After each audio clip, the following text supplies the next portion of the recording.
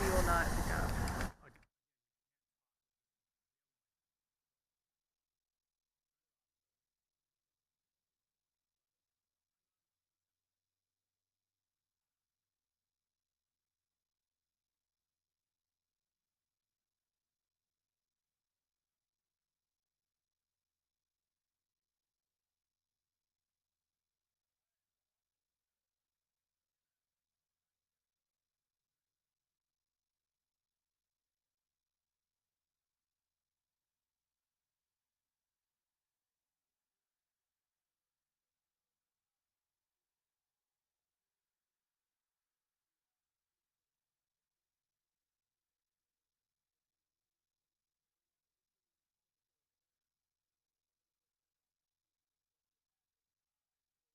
And everything out. They want parents to come here behind me at this Dean Clinic at Stoughton Road and Badger Road.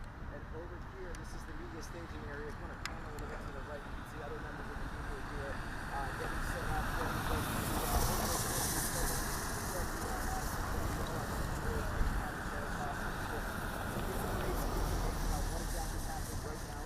inside of Brunswick Christian School. But I'll step out of the way so I'll try to zoom in. You can see the lobby of this new health clinic.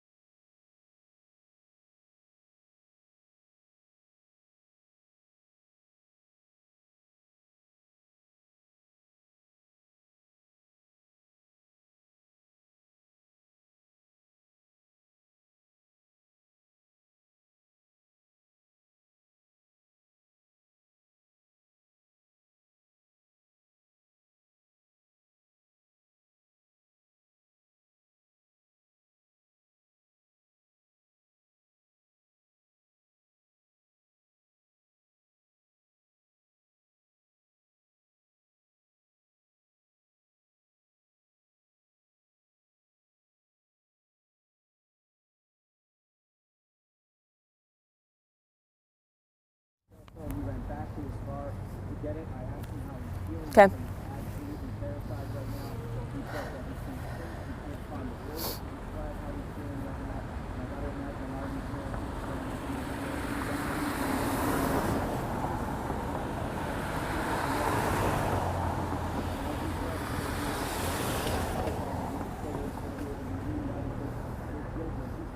that gentleman I just spoke with said he's got 2 children who attend a one-time Christian school just across the street here. He was just down the line across the street. Yeah, hi Josh. So we're supposed to speak with the police chief in about 15 minutes. This is the designated media area where we're going to meet with him and kind of discuss what's going on here. Right now we're right off of Stoughton and Buckeye. We're right next to the Reunification Center, the SSM Health, where parents are reuniting with their kids. We just saw one parent go run across the street. You know, this is an active area, whether the shooter, that's a fire truck running by, whether the shooter is active or not, we're gonna figure that out exactly, the main, you know, status of that. But it's still a very active scene. You can see there's police cars going by. We're seeing parents run to their children. And, you know, I'm here at the Quick Trip and I was talking to some of the people that were just around the area, just working, you know, really close by. And one guy was telling me that he came to Quick Trip to, you know, get some lunch, fill up some gas, and now he can't get back to work and he's just trying to figure it out. So everyone here is really just hoping for some answers, and we're hoping to get some here in the next 15 minutes or so. But as of right now, all we know is that there was an active shooting at the Abundant School, and we're going to be having some more information coming up soon. But for now, reporting live on Madison's East Side, Merrill Hubbard, News 3 Now. Yeah. Mm-hmm.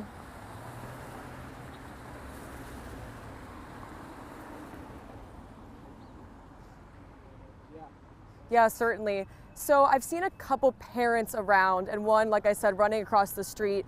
I'm not seeing kids yet. I'm not seeing kids and parents hugging. I'm seeing lots of cars and parents getting out of their vehicles and kind of hustling around. And so it looks like, and I would guess that the school, you know, is under surveillance and not letting anyone out at the moment, so that would make sense. Of course, I don't know that. It's not.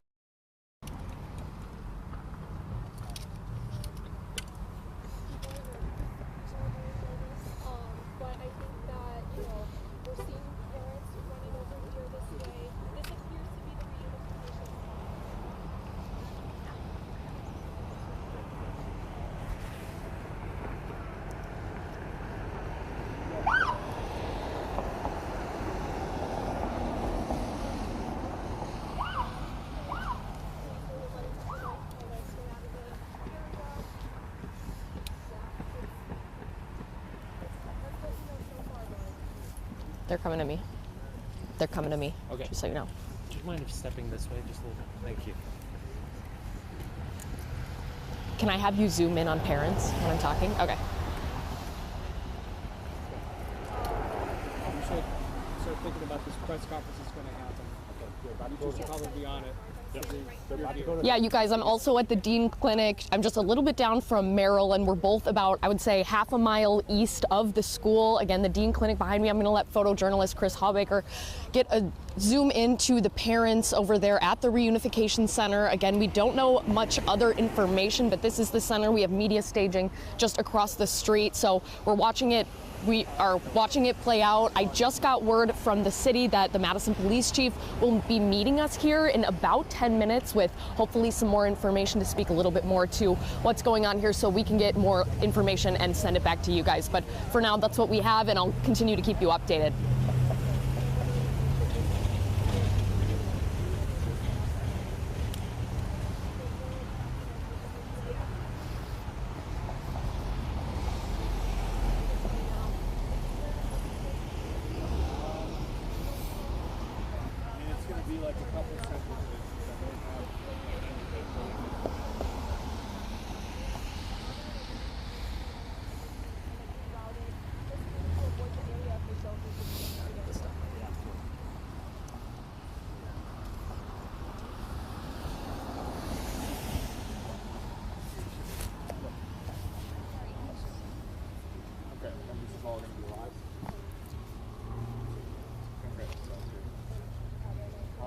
sorry, do you have a rough? Just trying to get everything right. What's up? Maybe they're repairing their life.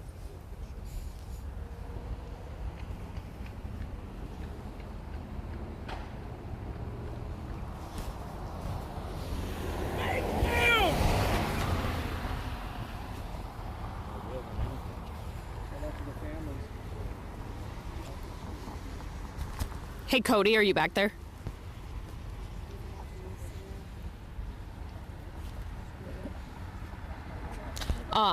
I can report this clinic right here, just posted on Facebook, that they're closing for the rest of the day. If you want me to report that, if you want to take me for a hit.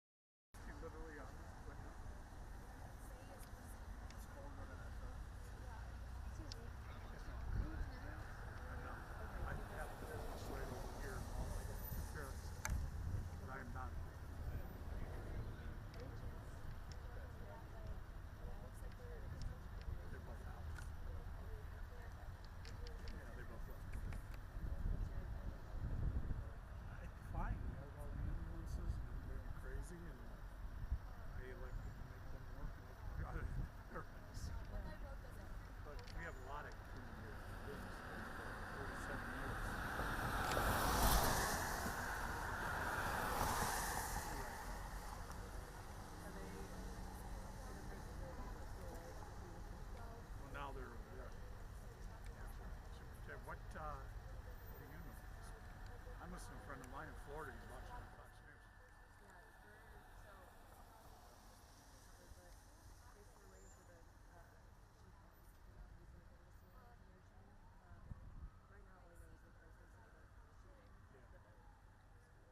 So you want casualties?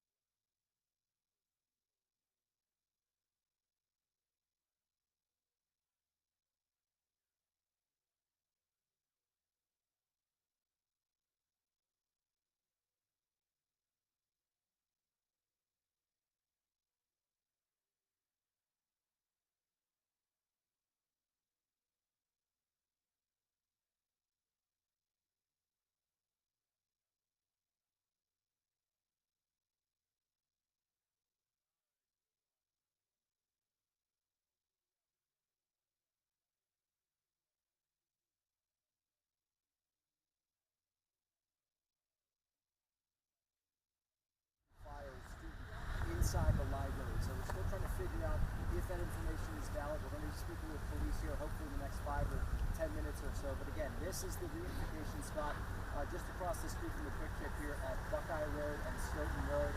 This is where parents are being told to go to meet up with their students, although we might, that might take some time to get this on the floor and get everyone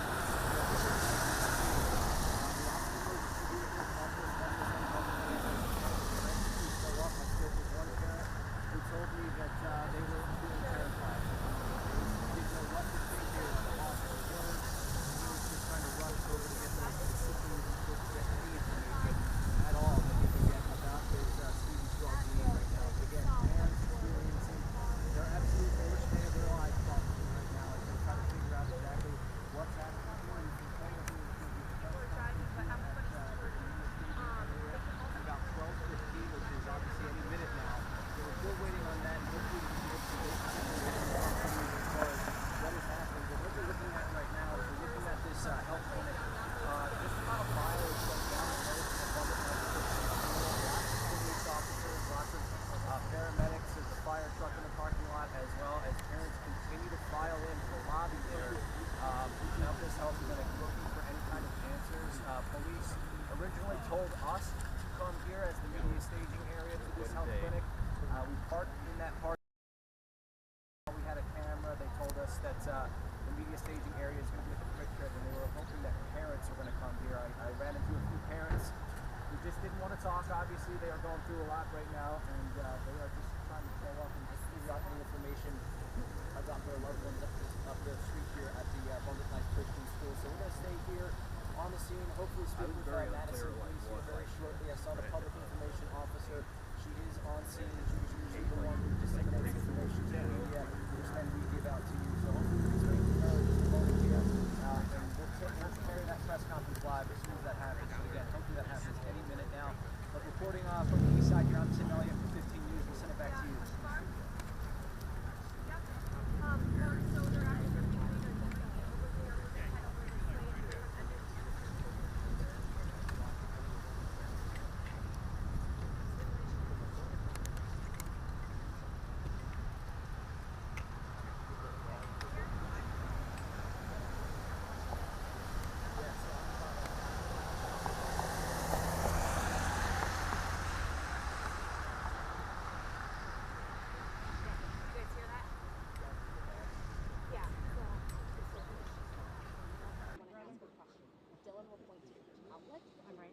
Yeah, I'll duck down and see if that's all right.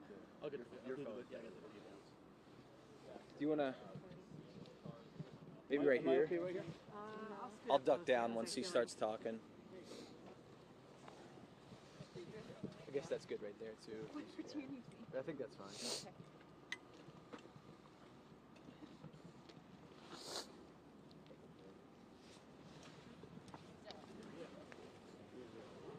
Okay, the chief should be coming out here pretty soon.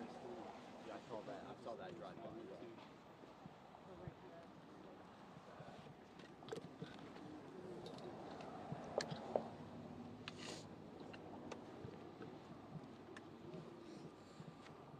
Are you standing in the spot, sir? Will you be standing? He's going to be standing right here. Now with questions, we're just going to go like this way and just, he'll be here to answer whatever you need. You seen Amber? I kind of like ducked down. Good job with the If I tap you, slug him in the arm to get him out of the way. If I tap you in the arm, Okay. Okay. so He's gonna duck. Yeah, I'll well, duck. we Yeah. really need to decide where we're going to stand or stop. Chief's gonna be right here. Right here. Yeah, I know, but if you keep moving everyone- into it, I get the video. You can go like a tiny bit here. Yep. Well, I'm gonna squat down. Yep. Anyone have a rant by chance? I'm sorry, one more time. Have I heard you at all? Yeah. Squat right away because you're Yeah. I can hear you. Okay, I can hear you. We're waiting for Chief to come out. Steph said to be prepared. Let them know he's upstairs so they can get ready. I'm going to step right there. You're good where you are.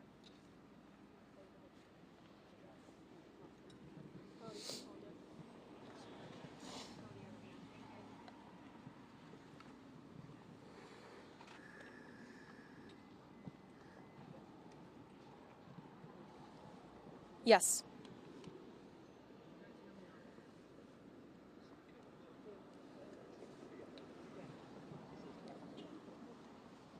Yeah. Yep.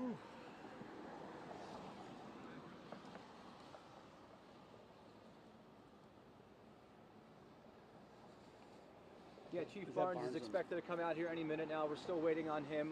We were told about 12:15 he'd be coming out, but we're just waiting a couple more minutes, it seems like, for Chief Barnes to give the media a briefing here. We have media from really all over the state covering the shooting that just took place right up the road here, just a mile or so. And as the parents here are still showing up, going to the parking lot at the Dane Health Clinic, at the FSM Health Clinic across the street, trying to reunite with their students, which we know will be a lengthy process as they try to account for. I can't hear you, Evan. I don't know what you're saying. no, he thinks this guy is doing the press briefing. No, He should be out here any minute, and of course, that's another reporter. as soon as he steps out here, but he's briefed inside the quick trip, I've been told, and he should be out here any minute. So as soon as that happens, we'll bring it to you live. But for now, listen to that TV down here. Yes. Okay.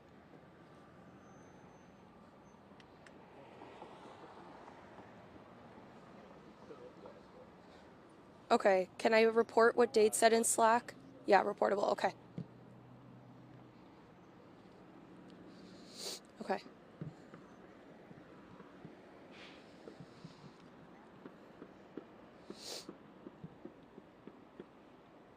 All right, so we are standing near the 4900 block of Buckeye Road near the Quick Trip, right across the street from the SSM Health Dean Medical Group, where parents, are being redirected.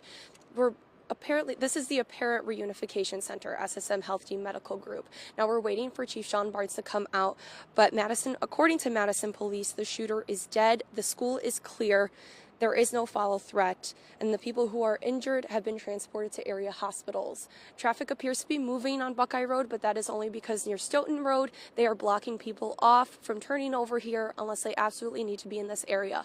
Again, we're just waiting for Chief Sean Barnes to come on out from Madison Police Department, give us some final updates, not final updates, just more updates about what is going on, and that is the information that we have that is available at this time.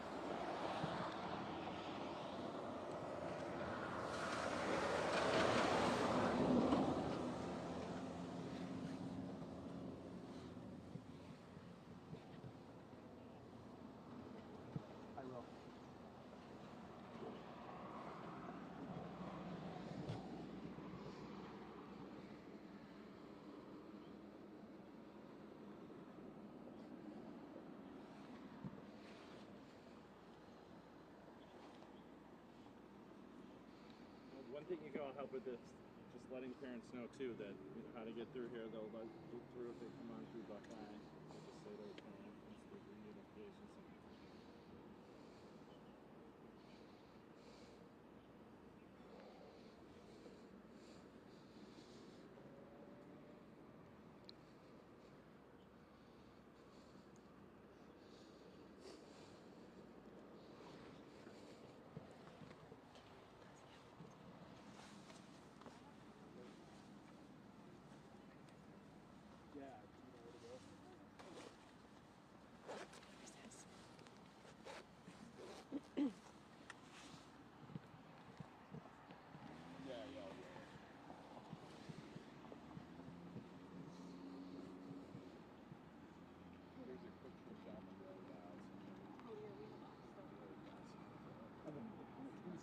Yes, they've been going.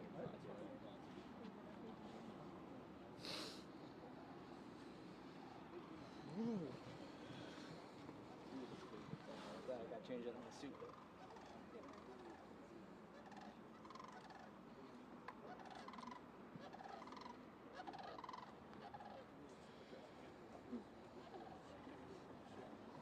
Can you zoom out?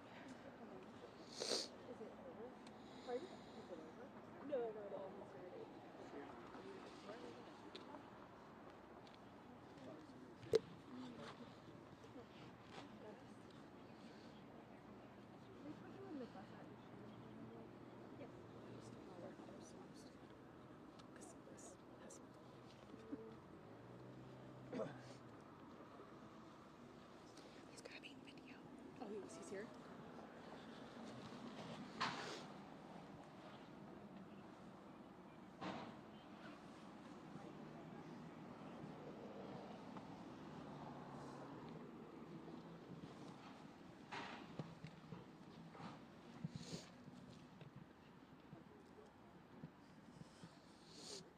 He's here.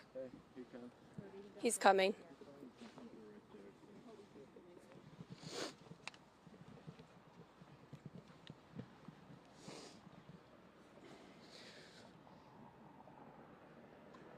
Yeah, we see the chief just getting out of his vehicle right now and making his way over.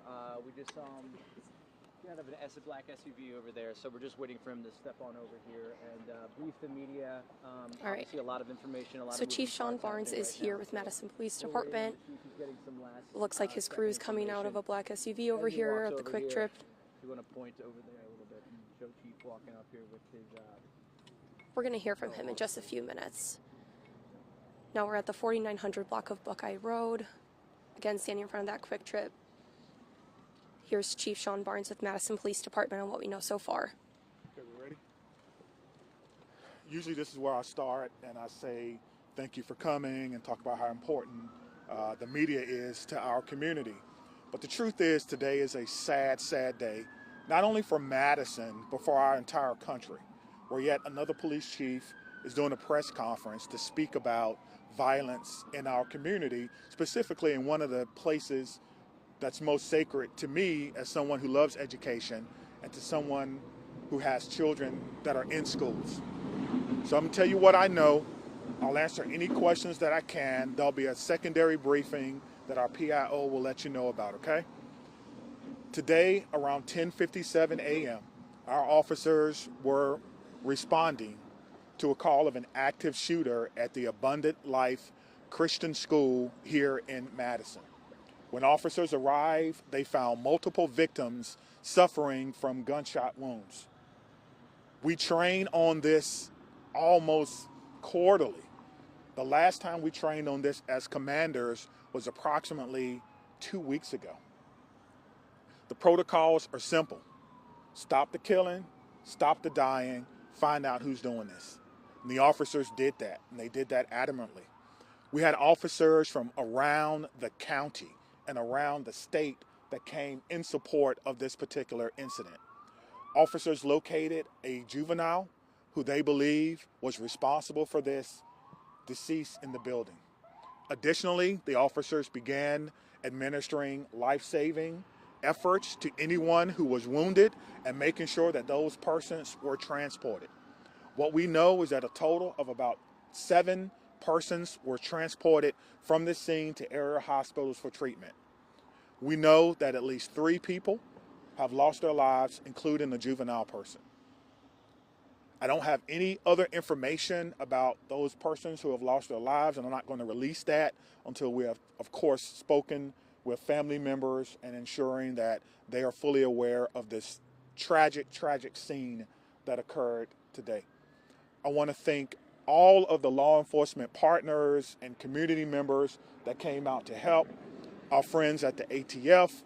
I've gotten calls from my friends at the FBI, the State Patrol, the Sheriff's Office, Monona Police Department, our fire department. It goes on and on and on. Because this is something that we all prepare for, but we hope we never have to do.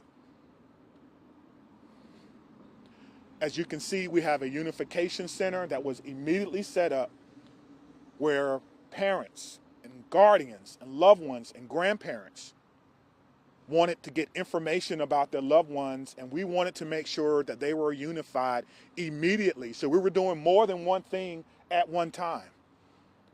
We're still going through methodically clearing that school, clearing every vehicle, and making certain that there's no other threats to this community, which we believe there are none.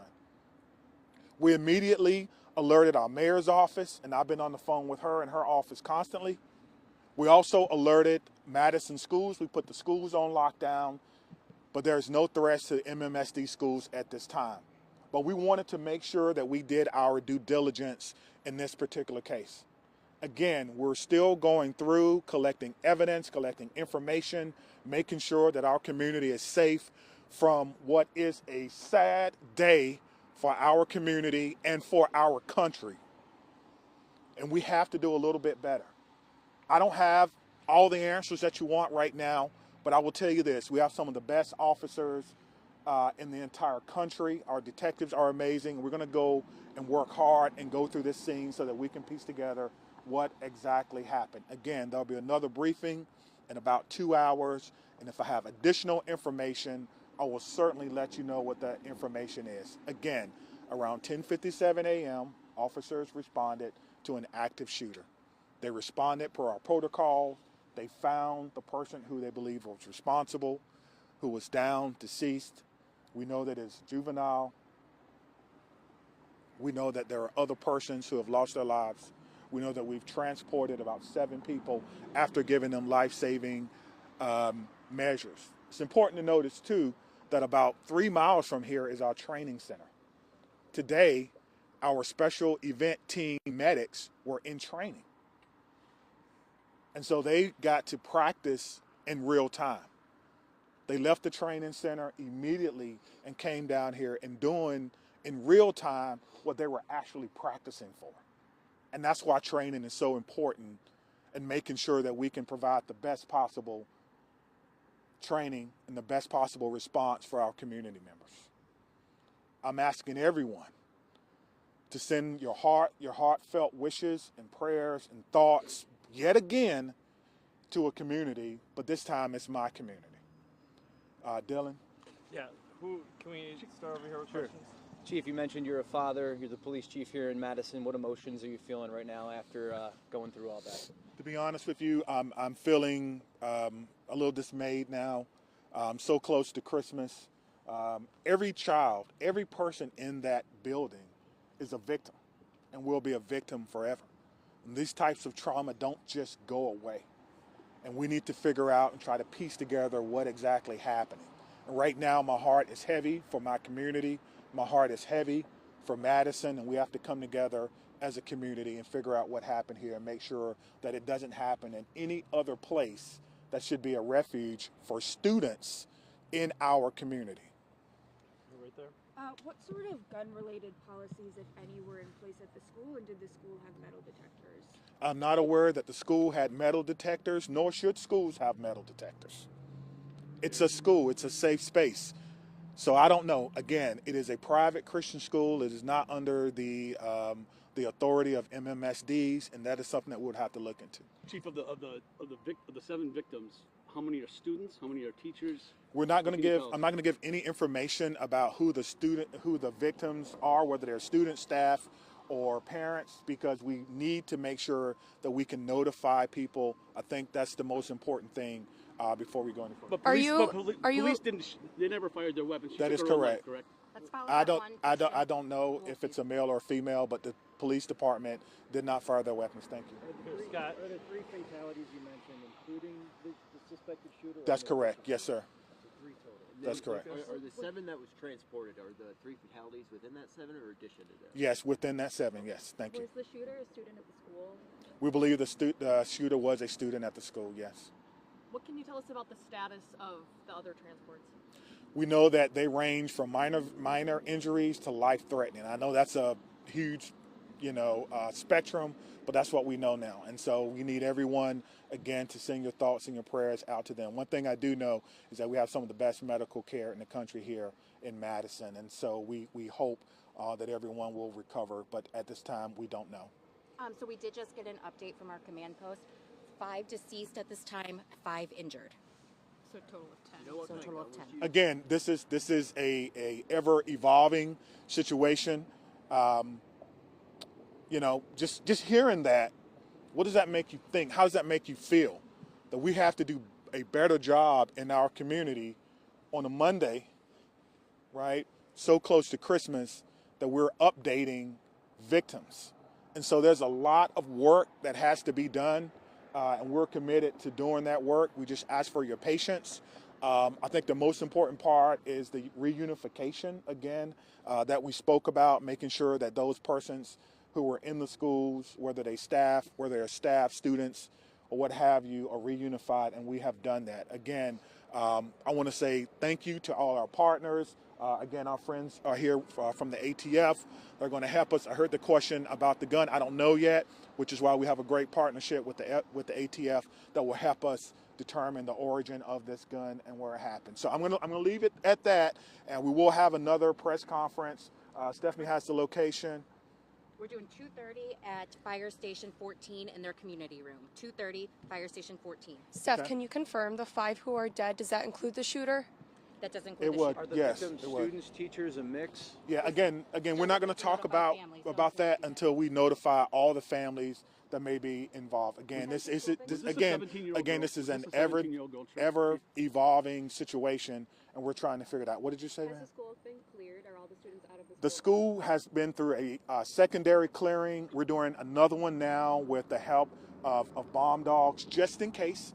We want to clear vehicles and things of that nature. So we're going to take our time, and we're going to go through, and we're going to do everything that we can. So thank you very much, and we'll see you soon. Okay? Thank you. Fire Station 14, the community room. Are the students still in the school right now?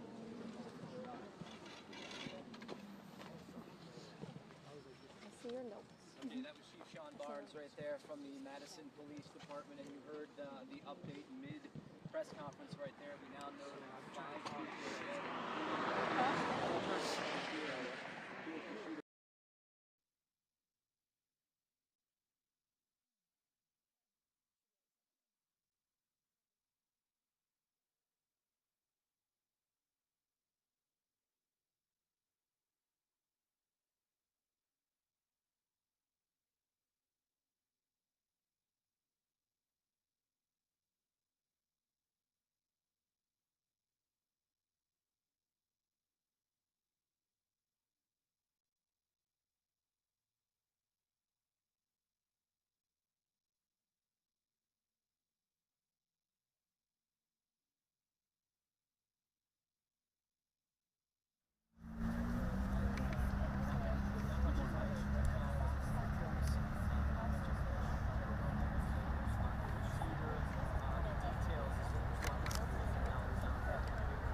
Life Christian School.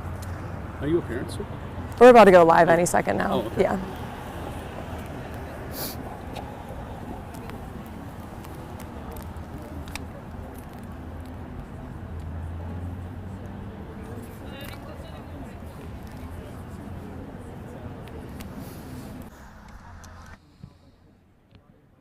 Okay, 30 seconds. Okay.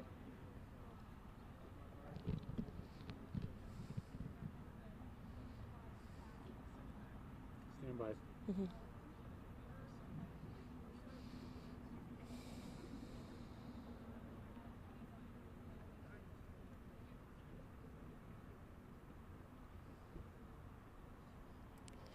Yeah, hi, Eric. We're still right by the Quick Trip. We just heard Sean Barnes wrap up with his presser and giving us some information. Now we know that 5 people are dead and 5 more injured. And here with me is Guy Nelson. He is a neighbor who lives nearby.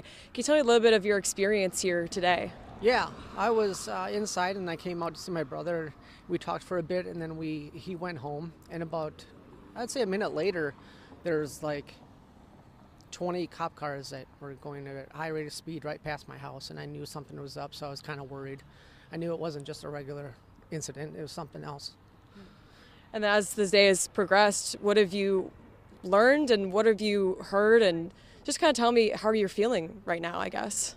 Yeah, I heard there was possible shooting or something to that magnitude, something very bad. And I was kind of nervous and scared at the same time. Can't imagine what was going on there. You know, probably some really bad stuff. And then, I waited for another probably 10 minutes and more cop cars came. I would say in total, like 70 or 80 cop cars came by before I left. I had to make an errand. And then now I came back and I went to the bank and they were talking about it and I gave them a little information about where I was and what happened. And then I came back and I couldn't even go home yet, so I'm kind of still worried about the situation. Yeah. And then Abundant Life Christian School is really close to where you live. Yep.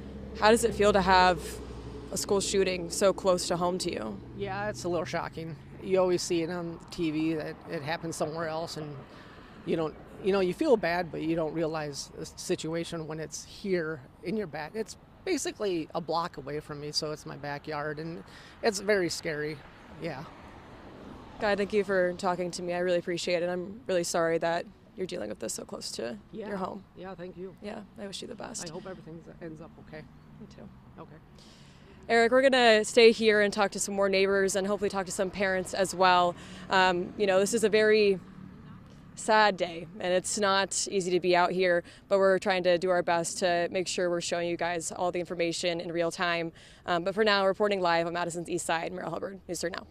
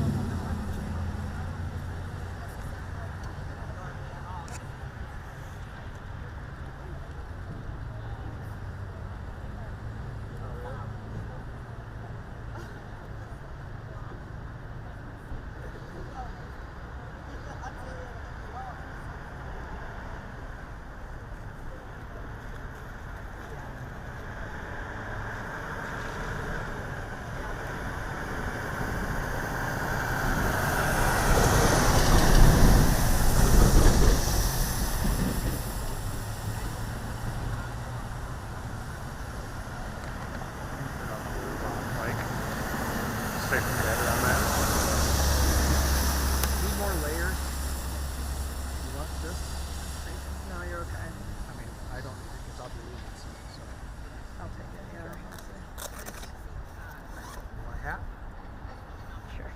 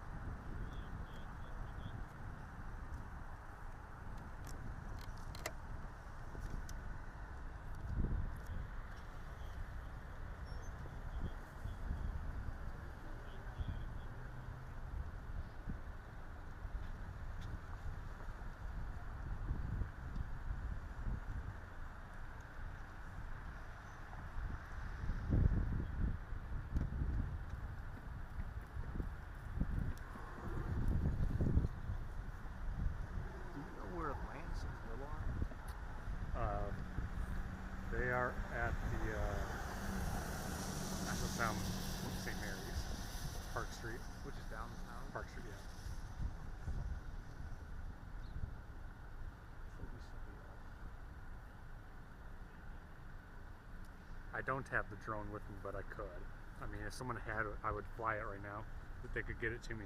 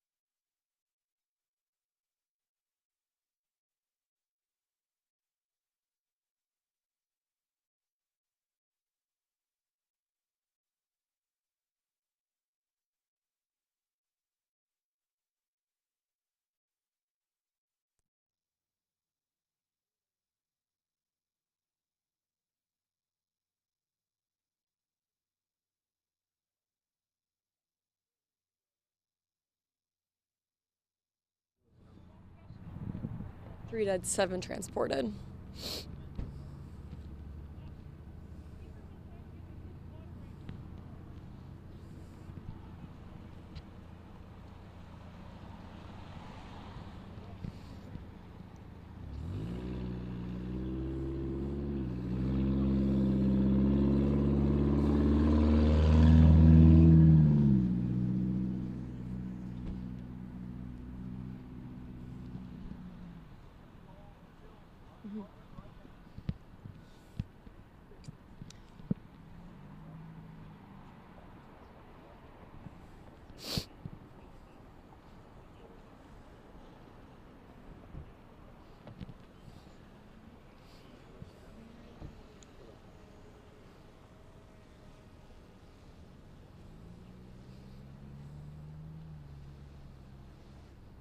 Yeah, Eric, that's right. I'm still right out here where I've been for the past hour and a half or so.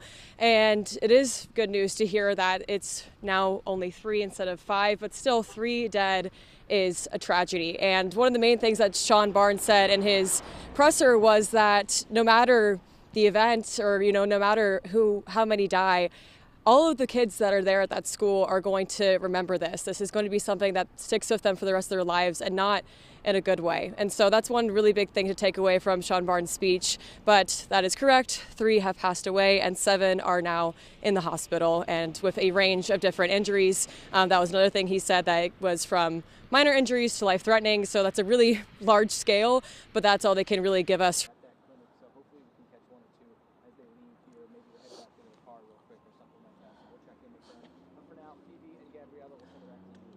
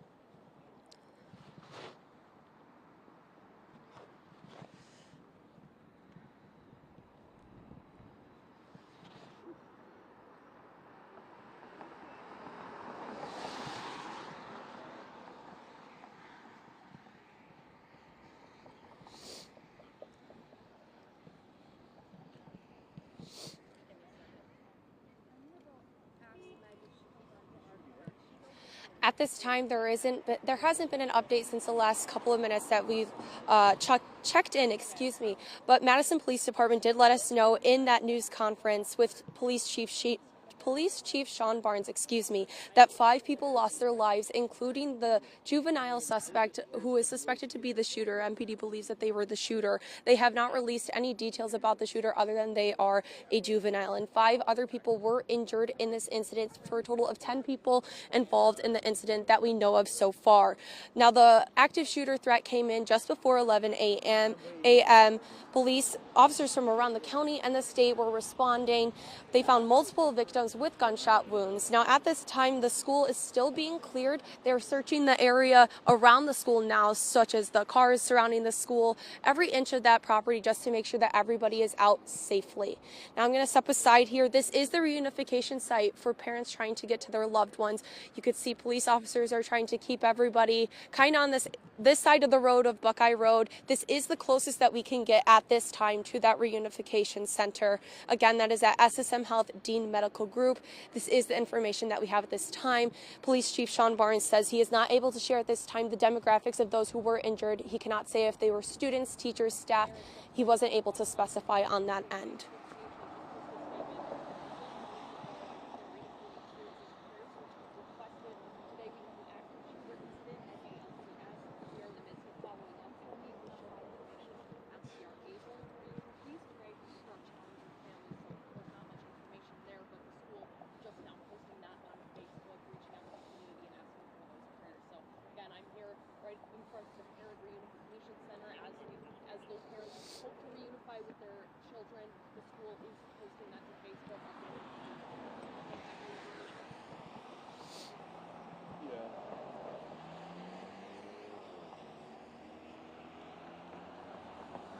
Yeah, so they're saying 3 now?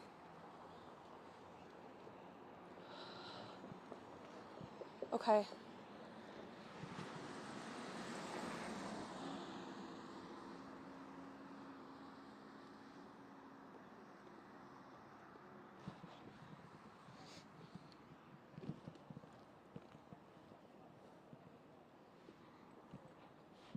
Yes, so Police Chief Sean Barnes with Madison Police Department did say that around 2:30 they would be giving another briefing at Fire Station 14 with any updates that they may have. Now, like you said, these details, it's fluid. It's an ongoing investigation. Details are coming in as we are hearing it. So we are trying to keep you all updated and informed in the best way that we can as quickly as we can. So it sounds like that number has been moved back down to 3. That is the number that they went with earlier. Now we're trying to confirm if this does include the suspect. Mark, you may have said that it does. I'm sorry, my IFB is in and out of my ear here, so you're coming in and out here. Now, officers from around the county responded to the scene just before 11 a.m. That's the county and the state. They found multiple victims with gunshot wounds. They believe that a juvenile is responsible for this. I'm going to step aside here. Again, this is the reunification site. First responders have moved this fire truck here. My guess is to provide some sort of privacy for the families who are involved in trying to be reunified with their loved ones. You could see that the closure down towards Stoughton Road, it looks like that squad cars are either blocking the road entirely or they're going to be moving out here soon. It looks like they're going to be blocking it off entirely. That is in a different position than where we were earlier today. Earlier today, we had, as we were on our way here, we were, there was also family members trying to get over here as well. We could see them in their cars, squad cars, first responders, everybody trying to get near this intersection of Buckeye Road and Stoughton Road. Again, this is the closest that we can get at this time to that reunification center. Do want to give privacy to those families at this time. Again, that is near the SSM Health Dane Medical Group. You could see that sheriff is now pulling out and away. They have not blocked off this area over here, only on the one side. So anybody coming from that area is going down this way towards Stoughton Road on Buckeye Road. That has not been blocked off quite yet. It looks like they're repositioning themselves over there, however. So we will keep you updated. Again, the next conference will be around 2:30 at Fire Station 14. Any details that they're able to share with us at that time, they will. Pretty much everyone who showed up earlier is in that building right now. I haven't seen many people come out of it right now. But again, authorities are directing people here at the intersection of Buckeye Road and Stoughton Road where to go. The intersection congested right now with emergency vehicles. Also, the school right up the road here to my right. So this is kind of the intermediary between the school and parents when they turn right here onto Buckeye Road. So we're going to stay here on the scene. Not quite sure what the plan is for the parents going forward here. If they're staying in there until their students physically get dropped off here. If that's how it's going to work, we're going to have to wait and see. But again, we're kind of in this holding pattern at the moment as we wait to hear from some parents about what the process is here going forward. Reporting live from the east side, I'm Tim Elliott from 15 News. Back to you guys in the studio.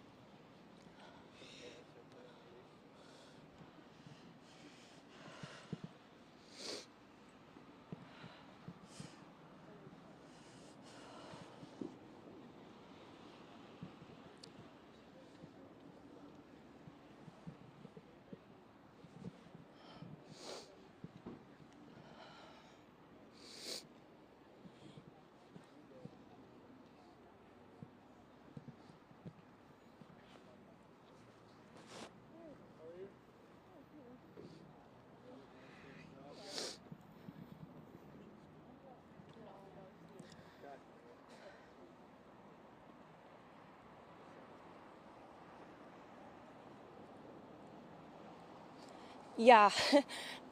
Yeah, that was emotional. That was an emotional moment.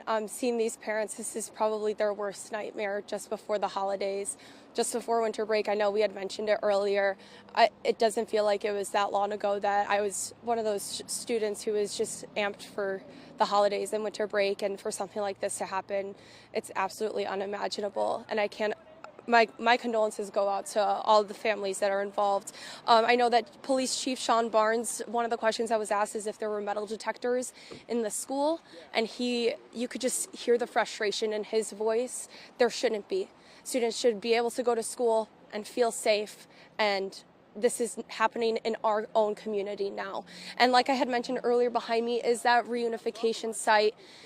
I believe that this fire truck here has been moved to provide some of those families some privacy at this time at the SSM Health Dean Medical Group. You could see officers are still surveying the area. It looks like they are starting to block off near Stoughton Road. This has been blocked off, but they're changing format a little bit over there, possibly to keep through traffic from coming through this way. There's no longer a line of cars. Earlier today, there was a line of cars trying to get closer to that SSM Health building. That line is no longer there. My guess is those were family members trying to get in touch with their loved ones and trying to reunite with their loved ones. Coming from the opposite side of Buckeye Road, it doesn't look like that is blocked off either, but heading, I believe it is east on Buckeye Road, it is still blocked off. They are still directing people as needed. They want people to avoid this area if they do not need to be here at this time. Again, the next briefing will be at 2:30 at Fire Station 14, where they will share more details with us as they come in. We have shared what we know so far, which is that several people have been killed. First, it was 3 people that MPD were telling us. The number got moved to 5. It is now being moved back down to 3. They killed the suspected shooter, who was a juvenile. They are not able to share any more details at this time in regards to them. They are also not able to share any details at this time in regards to the demographic of those who were either killed in this tragic incident or injured. They did say that 5 people were injured. Again, my IFB is coming in and out, so I don't know. Mark, you had mentioned the number 3. I don't know if that 5 injured has been changed, but that is what we were told during that 12:30 news conference. Again, more information is going to come in at 2:30 at Fire Station 14. That is the information that we have at this time. It was changed to 5, just so you know. Or from 5.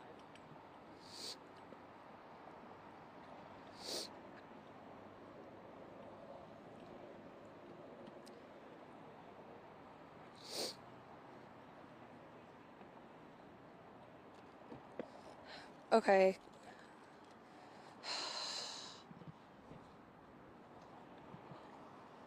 Evan, I need to put like, I don't have any gloves. I'm freezing out here.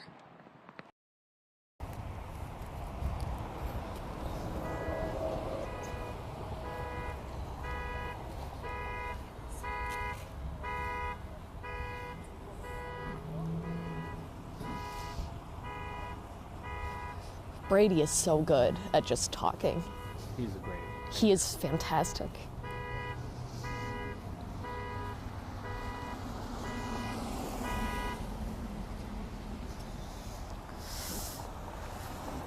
So Steph said the wrong thing, apparently, which is crazy.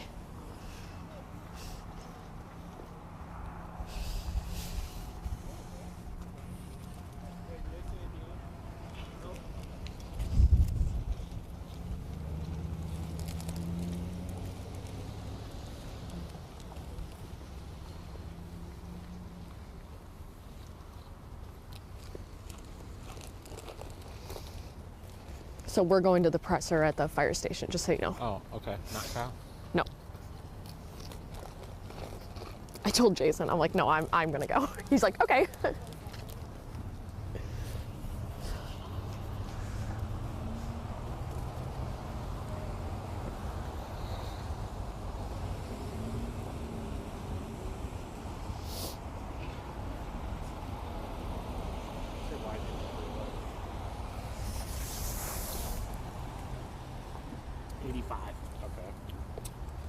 What's yours? Like 44, side baby. So this is what I'm wondering is if I throw my shot back up, or we kind of do a mix around right now, I take your backpack, you go to the fire department and charge it. Charger for a baby. You can keep that charged up until the presser. Mary and I are going to stay here. Corey's going to come deliver the drone. I'm going to do some drone stuff. Okay. And we'll just be this crew here. You guys can take off. Can I lend you a hat? I have a hat. It's in the car. Go get your hat. It's in the car. I'm just trying. You look freezing, man. Is that cool? Should I tell everyone we're gonna switch? Yeah. Live use? Okay. Go get your hat. I was the first one. I know. Your ears tell. They're about to fall off. The thing is, I don't even feel it. Well, because you're numb. Get your hat on. You have to be the dad? God. Okay, we're gonna. I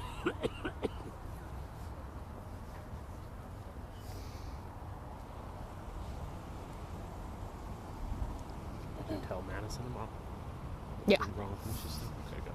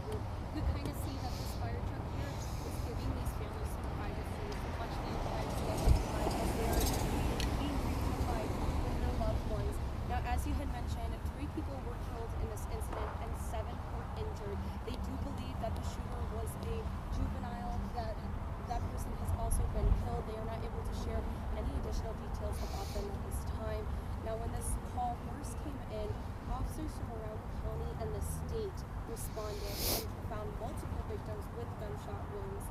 All MMSD schools went on lockdown. However, there was no question in schools MMSD schools went on lockdown just to be safe. Now you can see over here near Stoughton Road, officers are still redirecting traffic. They're coming over here, when they can, and then we are relaying that information to you. They're still redirecting people, trying to get people to avoid this area. We can see a sheriff is over there, Madison police. This looks like it is a state patrol car. I could be wrong from where I'm standing, but that is what it looks like from over here. That over there is Stoughton Road. So it looks like they're still redirecting people who could be reunified with their loved ones. You could see earlier today there was a long line of people just waiting to be reunified, and that line passes. They're not letting anyone. First responders did an amazing job of getting people into this area where they need to be and keeping people safe while doing it. That is the information that we do have at this time. Again, at 2:30, there's going to be another news conference with any additional information at Fire Station 14, and we are going to have those information. Do you have one of these batteries? Yeah. Okay. What are you using? I'm a spare. I don't have a spare.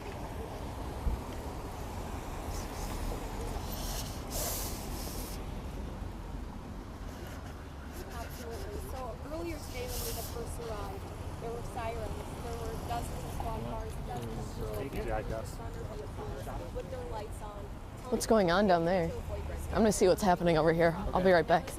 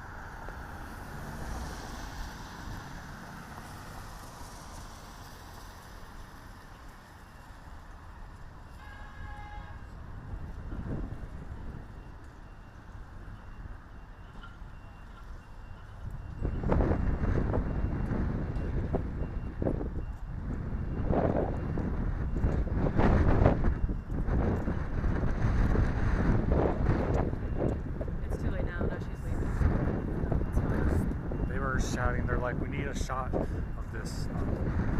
It's just like, okay, if you just want a static shot of this, fine, but like, this doesn't We do could us have gotten anything. a parent. Yeah, exactly. So that's a major miss, and 15 got a full interview. So we could have gotten like at least a tail end of the interview there. So I'm gonna keep looking out for people.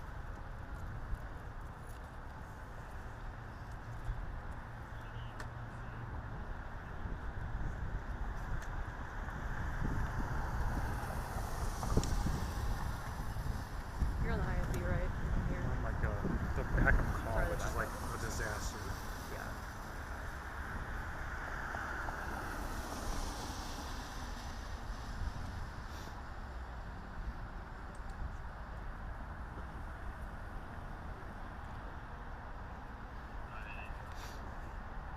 Maybe we should go down there a little bit because that's where parents will cross over.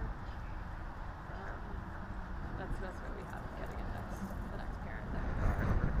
Let's do that then.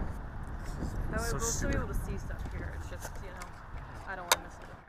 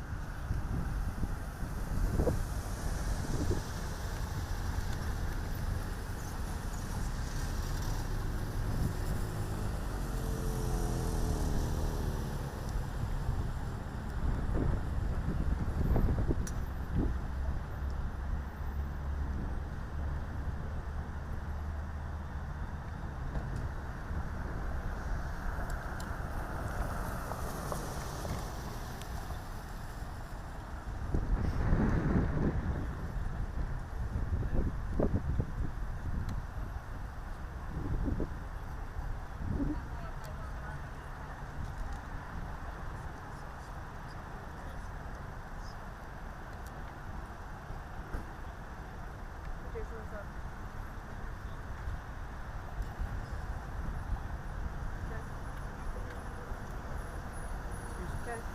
School. Yep. Yeah. Is it visible from here?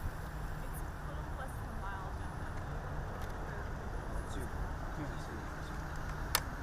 Not from here. Okay. Okay.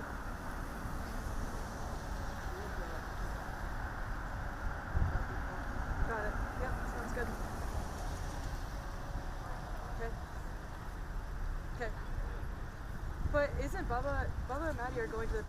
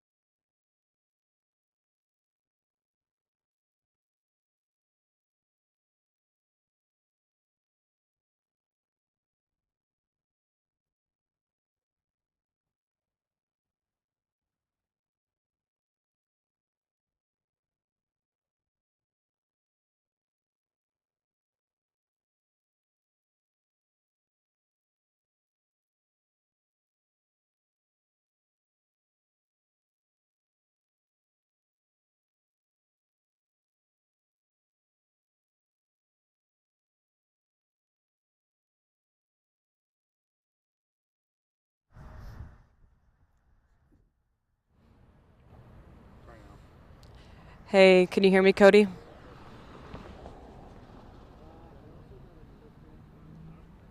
Okay.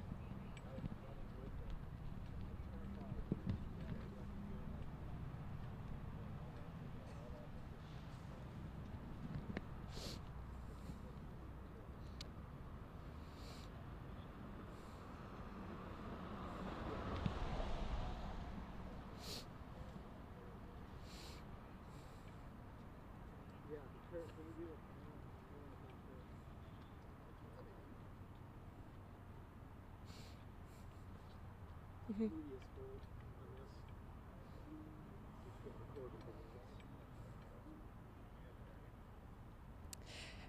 Yeah, Eric, I actually did speak to a parent a little bit earlier when I was talking with her. She was saying that she has actually spoken with her kid from the school, but has not seen her or him yet. So that's kind of the biggest update I have, is that they've been able to speak to their children, but have not been able to reunite with them, especially not here at the center yet. So we're still waiting around to really hear and get some more information about when these kids are going to be reunited with their parents, where they're at currently, and just kind of getting the updates on that lockdown and everything. But at 2:30, we should have some more answers from the fire at the fire station with the presser with Sean Barnes. And then when I talked to a neighbor nearby, I think the biggest thing that he pointed out was just that he was just saying that he could never expect something like this to happen in his community. And you always hear about it on the news, always hear, reporters talking about these things in different areas around the country. But to have it right in your backyard is something different. So that's all I got for now for you, Eric. But for now, reporting live on Madison's East Side, Meryl Hubbard, News 3 Now.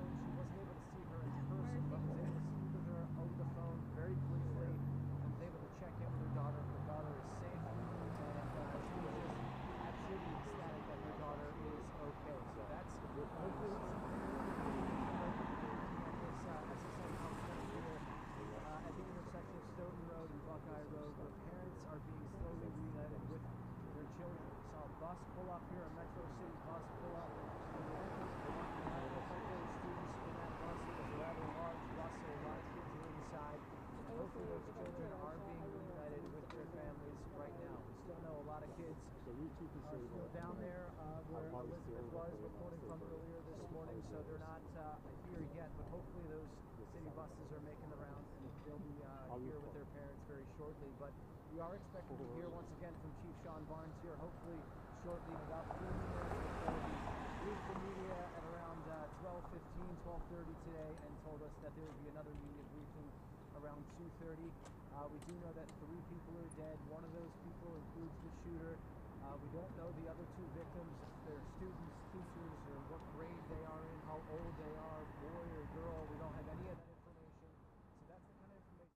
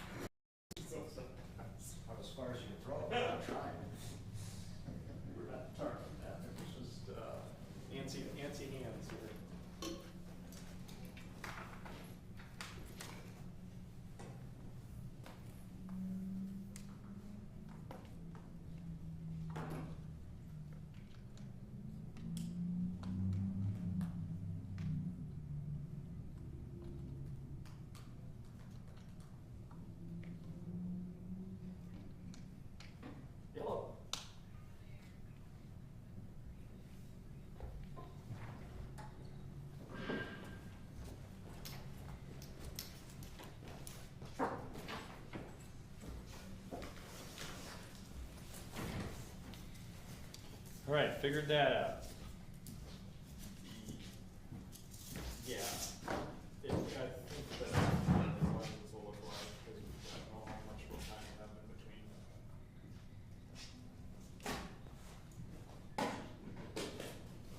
Okay, all right, that's fine. Yep, no wait.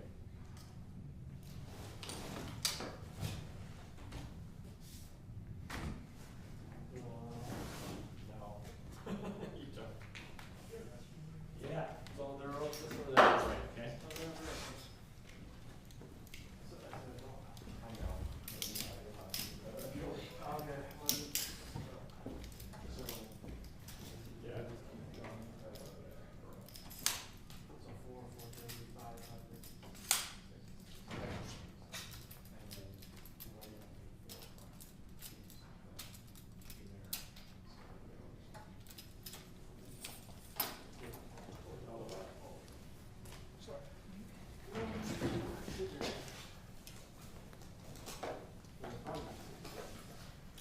Well, maybe.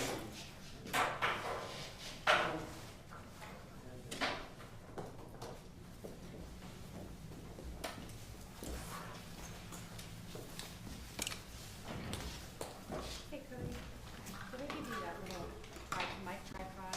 Yeah, I got it.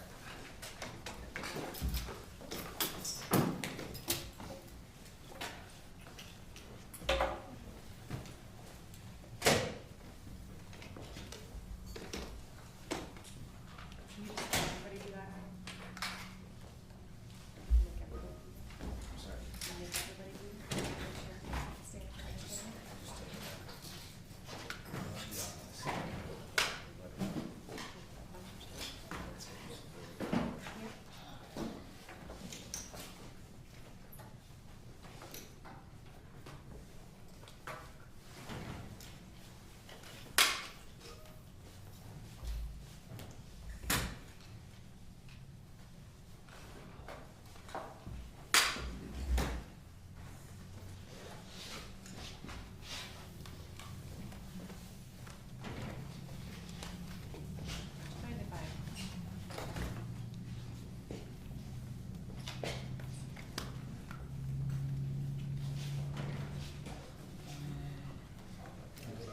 Hey, what's going on?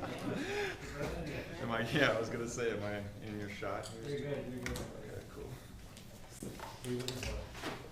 Yes, Wisconsin. I might have to make those sticks a little bit bigger. Beyond this today, but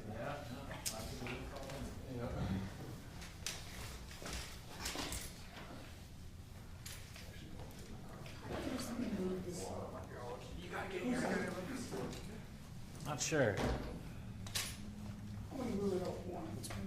Wagon for now.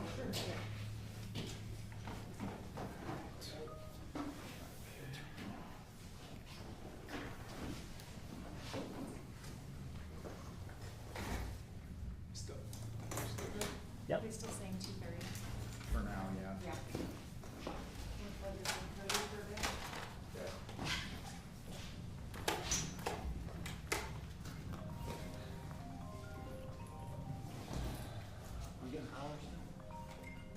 No. We're not good, actually. There's a reset button.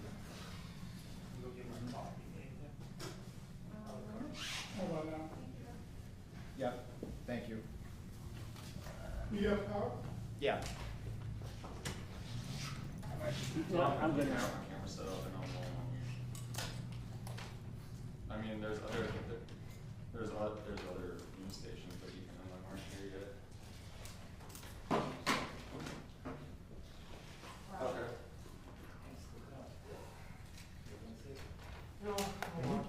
I'll just call it if anything else comes up. Alright, yep. Bye.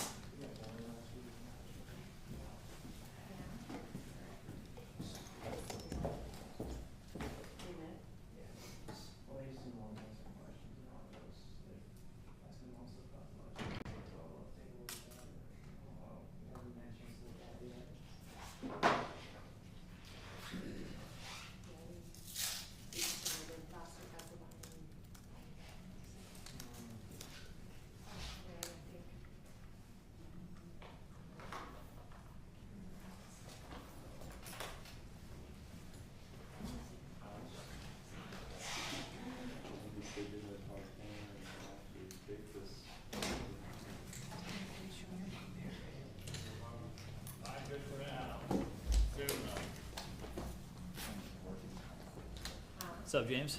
What's going on, dude? So does live work? Yeah. Here, let me plug it in. Do you have like a Ethernet or a? No, there's yeah. a- Oh, there is. Yeah.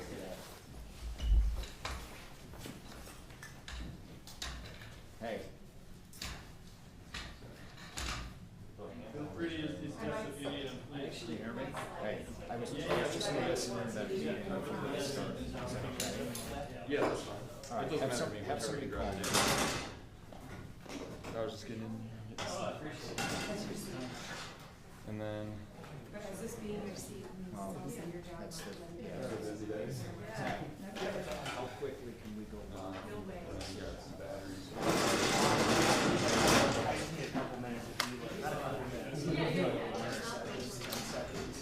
Bob on me and just dial down the stick. Do that. You can do it right away, sir. Are you talking going on before or after the press conference? That doesn't matter. That's fine. They just need to do it like intense. I mean, I'll have a separate mic on, so. Well, do you want me to take my card out? Yeah. Okay. Yeah. So what he's gonna do is, I'm gonna wear him off mic, and he's just gonna dial down the stick mic at the end of the presser, so that we don't have to go get his stick. I'm gonna wear the Do you have any sound for me? I guess we're not gonna worry about cutting anything. You. Sure, okay. All right. Have somebody call me for the meeting.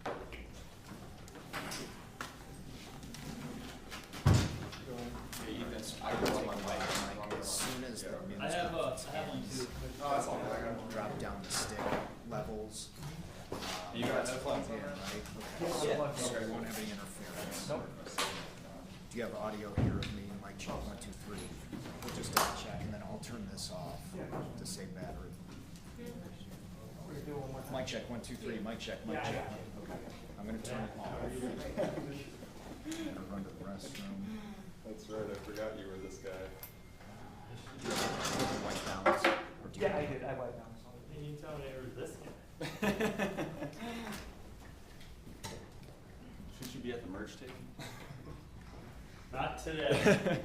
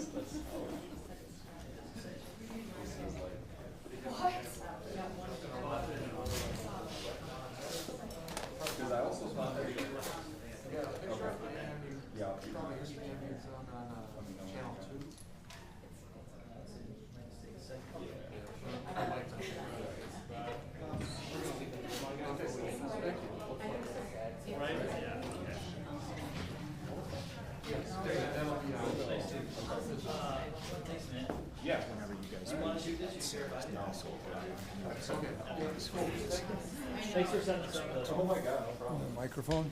Yeah. Make sure I hear This is ours? Yeah. All right, we gotta can we get a tiny bit for our city channel here? All right, let's get right there, Jesse.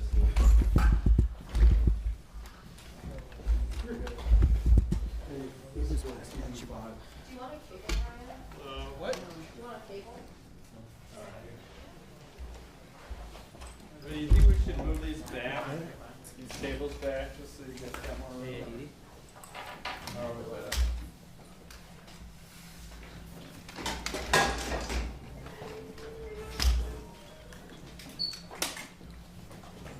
There's a spot here. I'll take it. Thank you.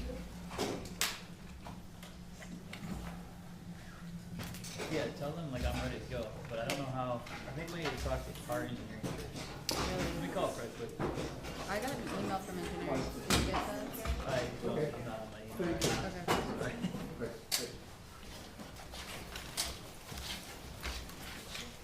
They paired it with me. Oh, they did, so we should be good then. Yeah.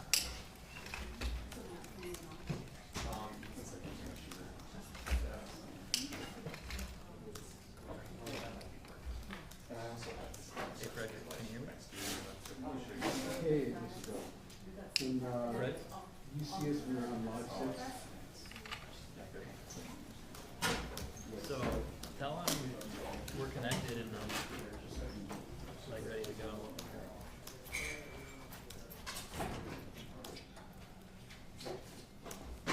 Okay, scheduled to start at 2:30. And then, Dane had somebody put down the video we got.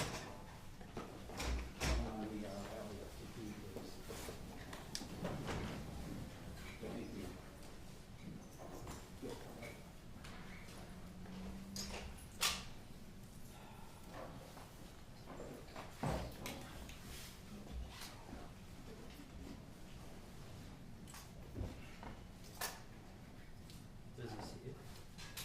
He's not. Probably working. Hey, Fred.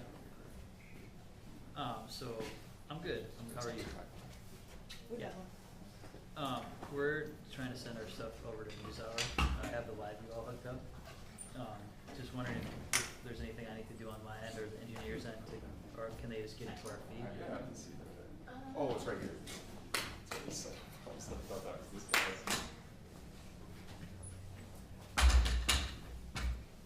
Okay. No, I can call him. I think so, yeah. Let me, I think I have it. If I don't, I'll text you.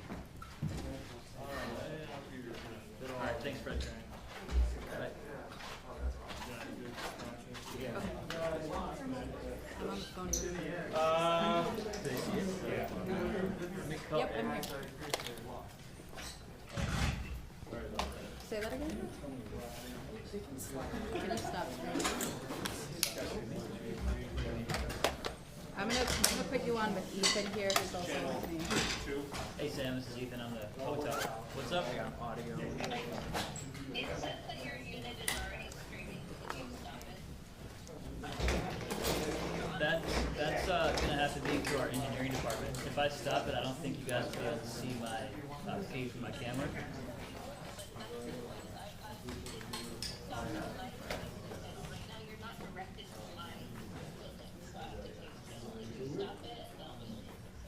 Alright, we stopped it.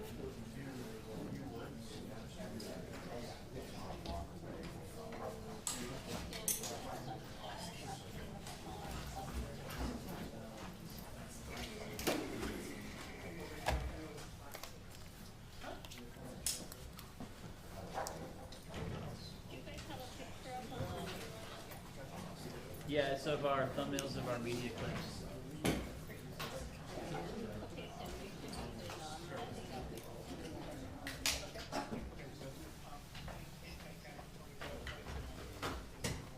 Yeah, just let us know, no problem.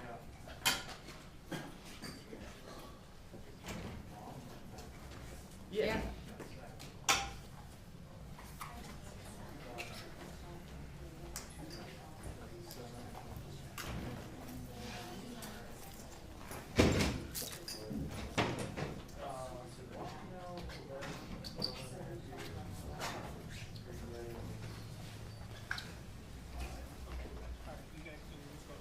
All right, we're gonna hit play right now. Yep. Thank you. Thanks. Bye, Sam.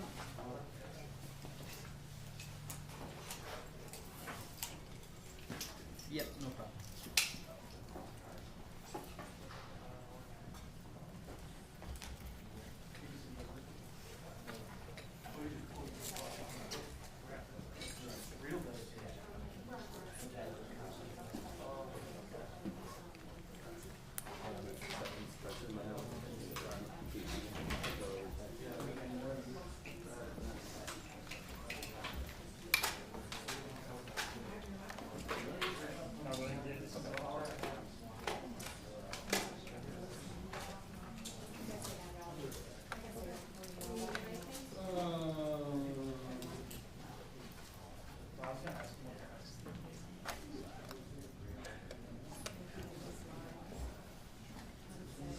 Hey Eric, Ethan Creel here. So we're gonna be live for the press conference here in a little bit. Right now, I'm sending video back to NewsHour, and they have remote connected to our live view. Should I stop the stream after I send all the stuff back? Yeah. Well, Fred wants it for them though, too. Like live. They want to share it live.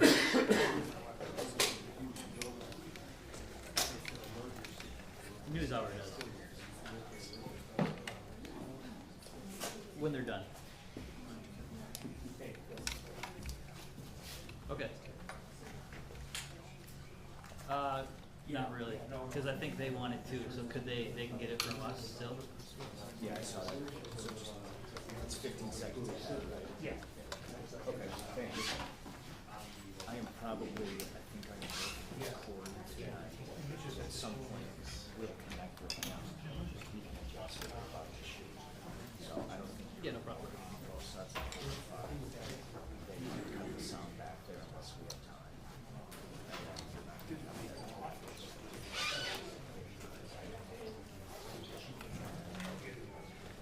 Okay, sounds good. How this room works.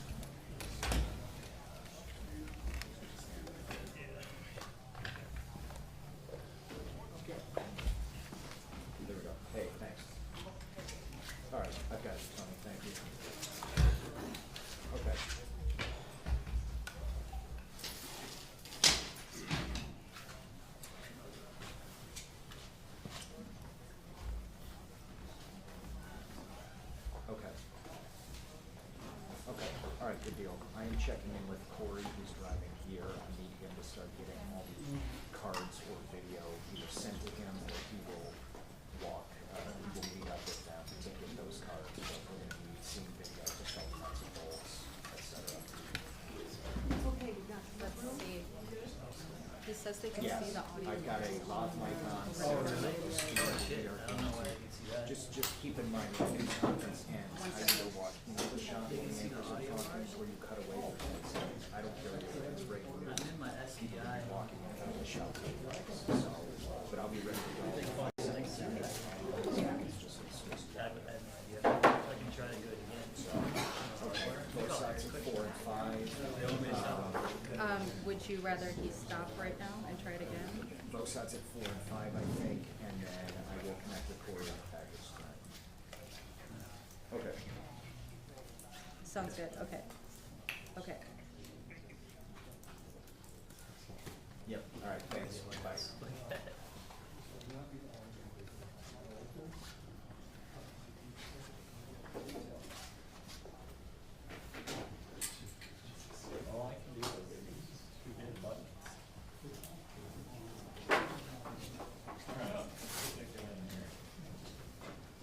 Where's your stand?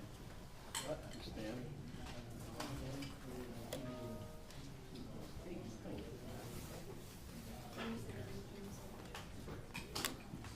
Probably just crop it out.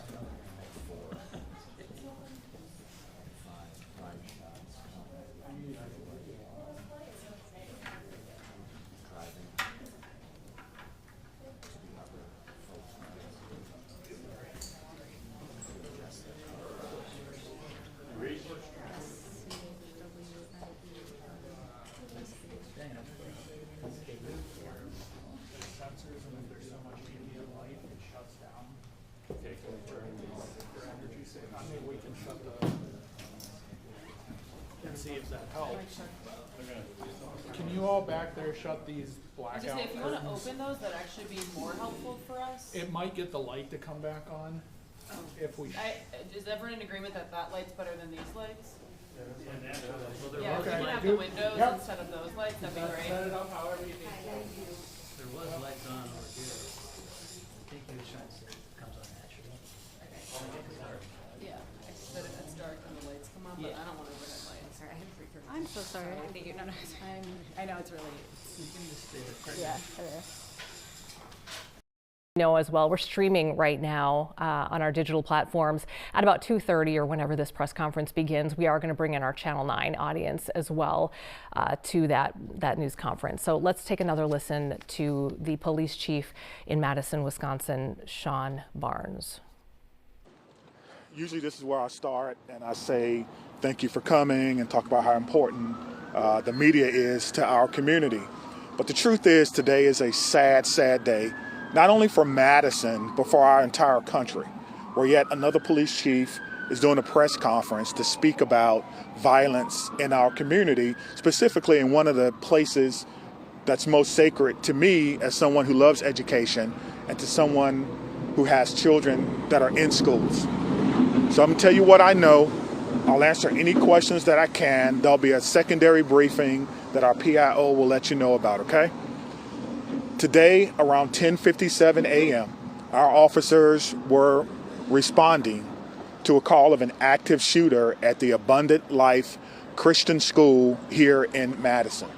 When officers arrived, they found multiple victims suffering from gunshot wounds. We train on this almost quarterly. The last time we trained on this as commanders was approximately 2 weeks ago. The protocols are simple. Stop the killing, stop the dying, find out who's doing this. And the officers did that, and they did that adamantly. We had officers from around the county and around the state that came in support of this particular incident. Officers located a juvenile who they believe was responsible for this deceased in the building. Additionally, the officers began administering life-saving efforts to anyone who was wounded and making sure that those persons were transported. What we know is that a total of about 7 persons were transported from this scene to area hospitals for treatment. We know that at least 3 people have lost their lives, including a juvenile person.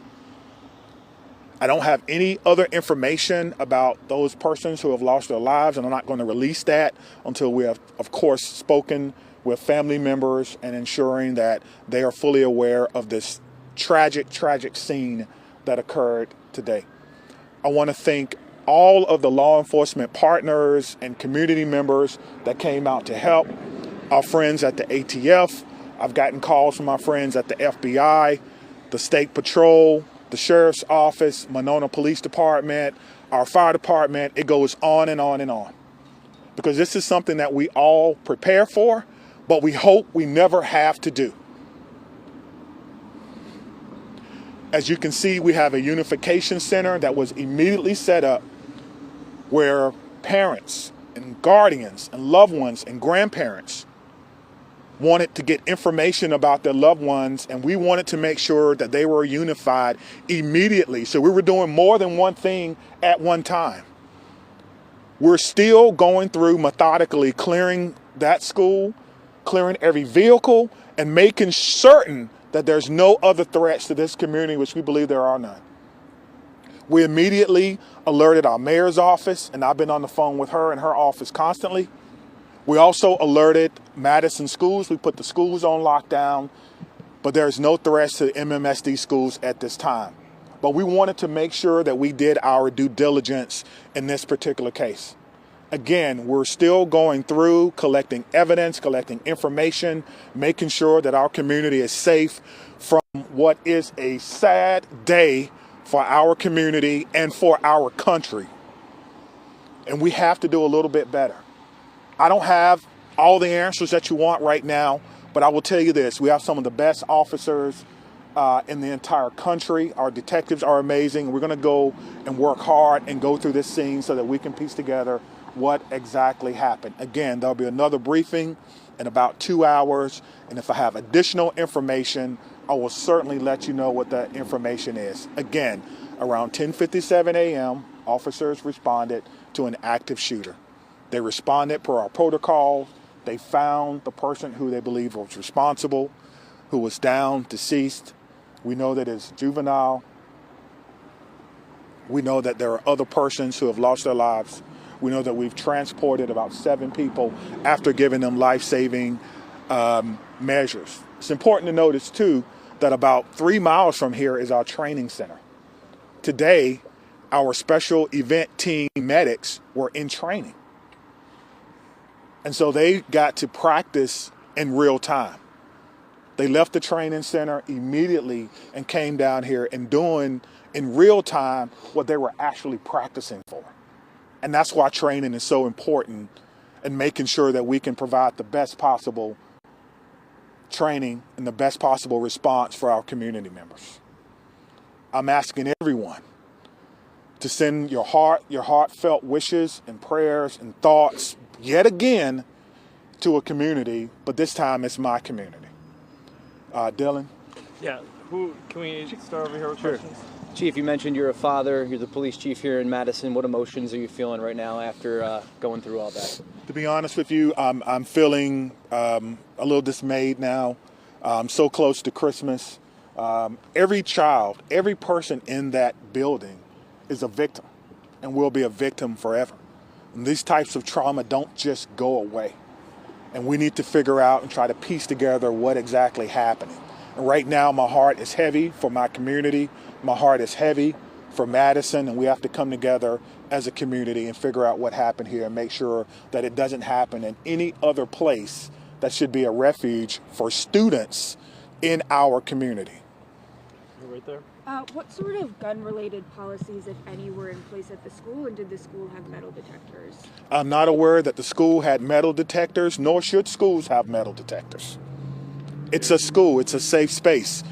So I don't know. Again, it is a private Christian school. It is not under the authority of MMSDs, and that is something that we would have to look into. Chief, of the 7 victims, how many are students? How many are teachers? I'm not going to give any information about who the victims are, whether they're student, staff, or parents, because we need to make sure that we can notify people. I think that's the most important thing before we go any further. But police they never fired their weapons. That is correct. Correct? Let's follow I that one. I don't know if it's a male or a female, but the police department did not fire their weapons. Thank you.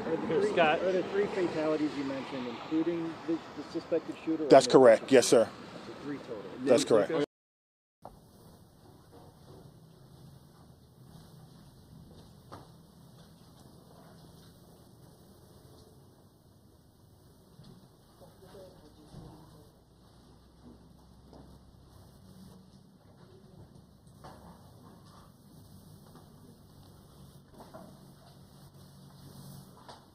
Are you ready?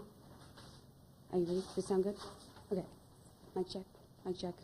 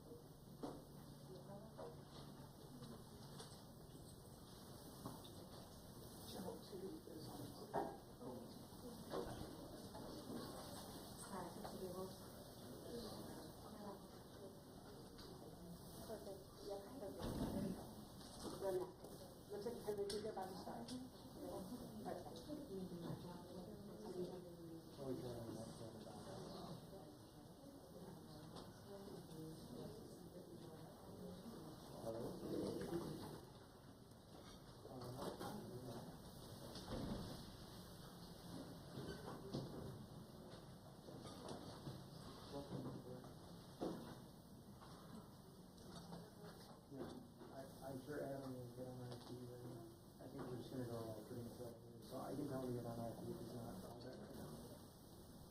Okay, sounds good. Yeah. Yeah, hold on, they sent an email out.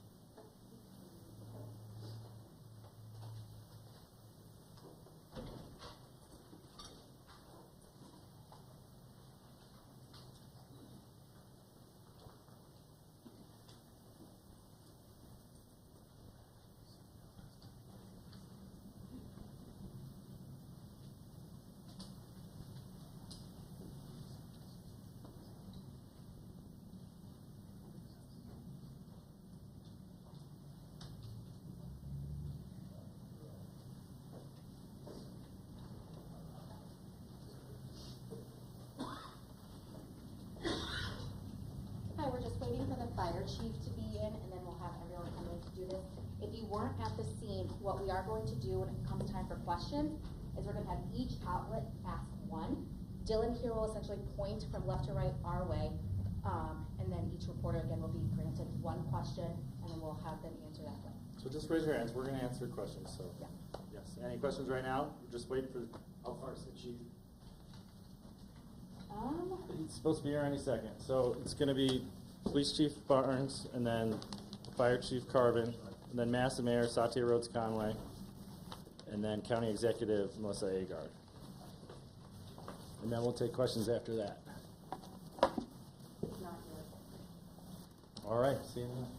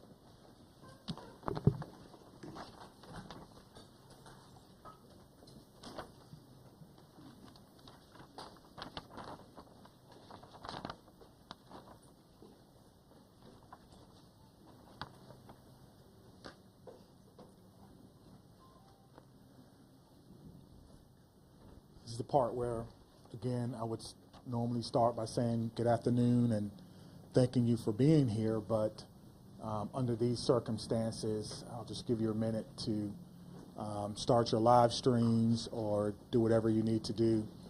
And while you're doing that, my name is Chief Sean Barnes, S-H-O-N-B-A-R-N-E-S. I'm currently the Chief of Police for the Madison Police Department. I'll be providing a brief update of the school shooting that we had today in Madison. There is some information that we're not going to release because it's still an ever-evolving situation. You'll hear from some of our representatives from our city and from our county. And behind me are a lot of people who came together today to make sure that the day ended well and that everyone else was safe. So with that being said, I'll go ahead and start my remarks. Today truly is a sad day for Madison and for our country. It is a day that I believe will live in our collective minds for a very, very long time. Here are the details. Today at 10:57 a.m., our team was called to the Abundant Life Christian School in reference to an active shooter. We know that 3 people are dead, including the suspect shooter. We know that the suspect shooter was a teenage student who attended the school. At this time, we're not releasing the age or gender of the student or any other identifying remarks about the student. 2 other people have died. That died were a teacher and a teenage student. 6 other people were injured. 2 students are now in critical condition in the hospital, and these injuries are considered life-threatening injuries. 4 students are also at other area hospitals with non-life-threatening injuries. But these are just the physical injuries that we know about. We know that this was the middle of the day of a school day, and so there will be other injuries that we'll have to face for a very, very long time. And we're going to do everything we can as a community to heal those injuries as well. Many of you have asked me about the why of this. Why did this happen? What do we know? What was the motivation? I do not know. But I will tell you this, our detectives are working hard in the investigative process to find out as many answers as we can so that we can further prevent these things from happening, not only in this community, but in other communities around our country. I think we can all agree that enough is enough, and we have to come together to do everything we can to support our students, to prevent press conferences like these from happening again and again and again. The school building itself is clear. We have cleared the school. There's no other threats or danger to the community. We're in the process now of what we call reunification. And what that simply means is making sure that every student that was in the school is present and accounted for and returned to their loved ones. This usually takes a while, but we have practiced, unfortunately, and practice, and that's why we're able to reunify students with their parents within hours of a school shooting. The reunification is taking place at the Dane Clinic on Stoughton Road, and I certainly thank them for their help. Again, we need our public to find an alternate route. If that is your normal way home as we get closer to the end of the day, please be patient or find another route home. We're currently processing the scene. We're interviewing those who may have been witnesses, and we're obtaining search warrants to get additional information. And lastly, I want to just say thank you to everyone who's standing behind me, the organizations and agencies that they represent, the men and women of the Madison Police Department and Dane County Sheriff's Office who selflessly ran into a building not knowing what they were going to encounter. Many of you know this about me, but I started my professional career, if you will, as a public school teacher back in 1997. And I taught public school for 4 years. It was one of the greatest joys of my life before becoming a police officer. And I can tell you what a special place our schools are.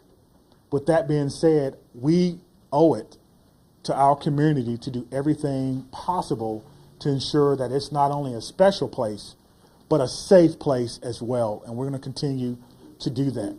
So we ask for your patience as information is coming in. We will do the best that we can to bring you accurate and timely information, but we want to make sure that our public knows that we're working extremely hard on this particular incident. There are a lot of people involved, and certainly we're going to come together as a community. I'd like to bring up at this time Police Fire Chief Chris Carbon. Thank you, Chief Barnes.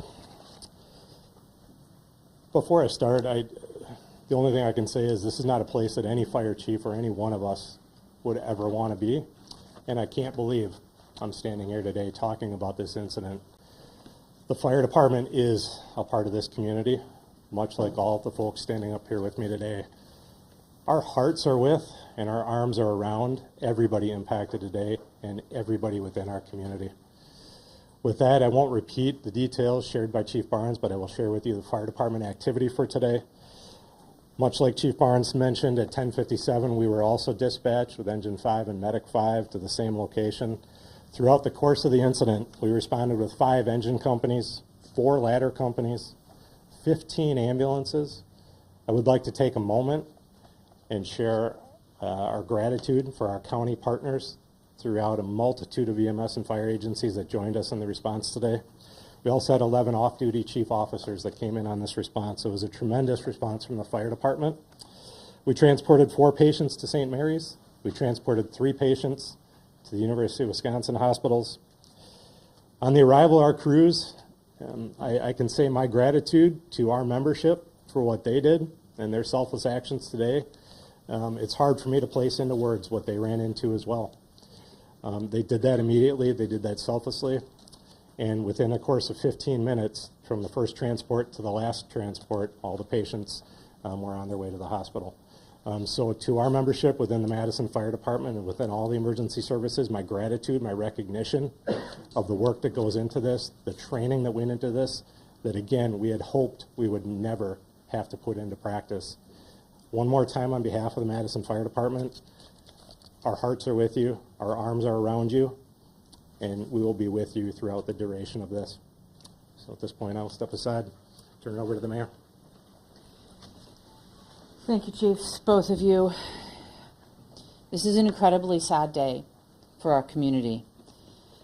As you've heard, there is no danger to the community at this time, but our entire community has been impacted by this tragic incident.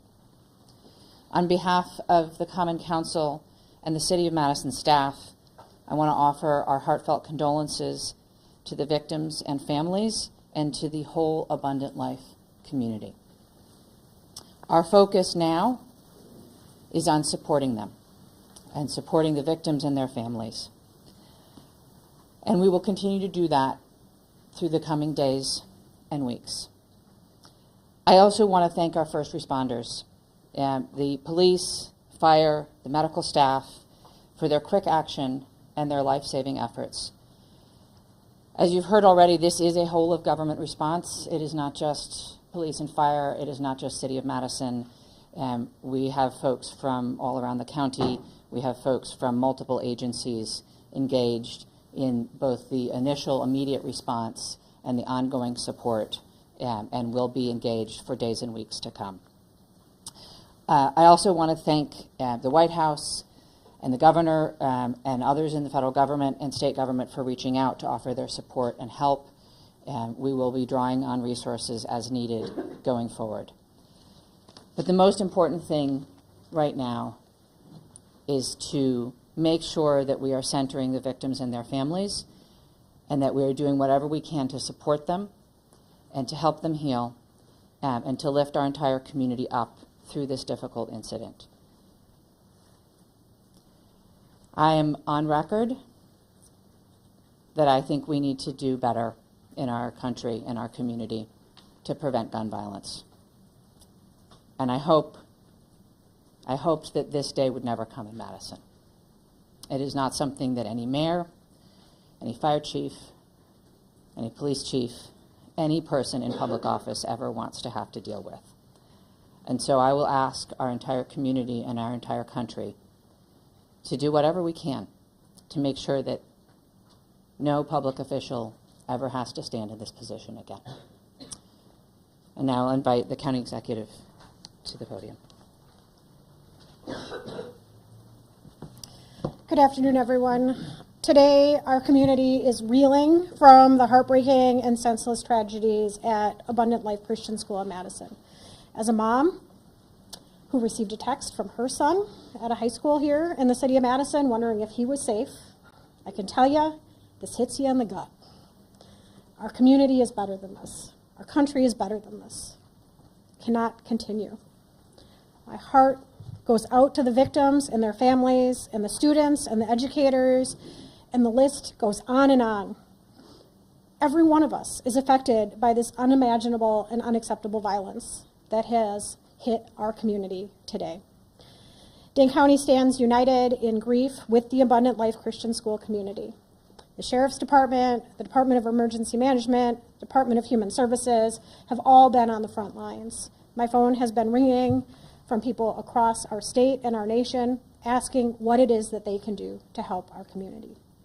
And right now, it is our time to be committed to supporting this school, these students, and these families, and our first responders who went into that building during this devastating time. We must work closely with our law enforcement officers and first responders, mental health professionals, community leaders, and policymakers to ensure that we are taking care of one another. No community should ever have to endure such a tragedy.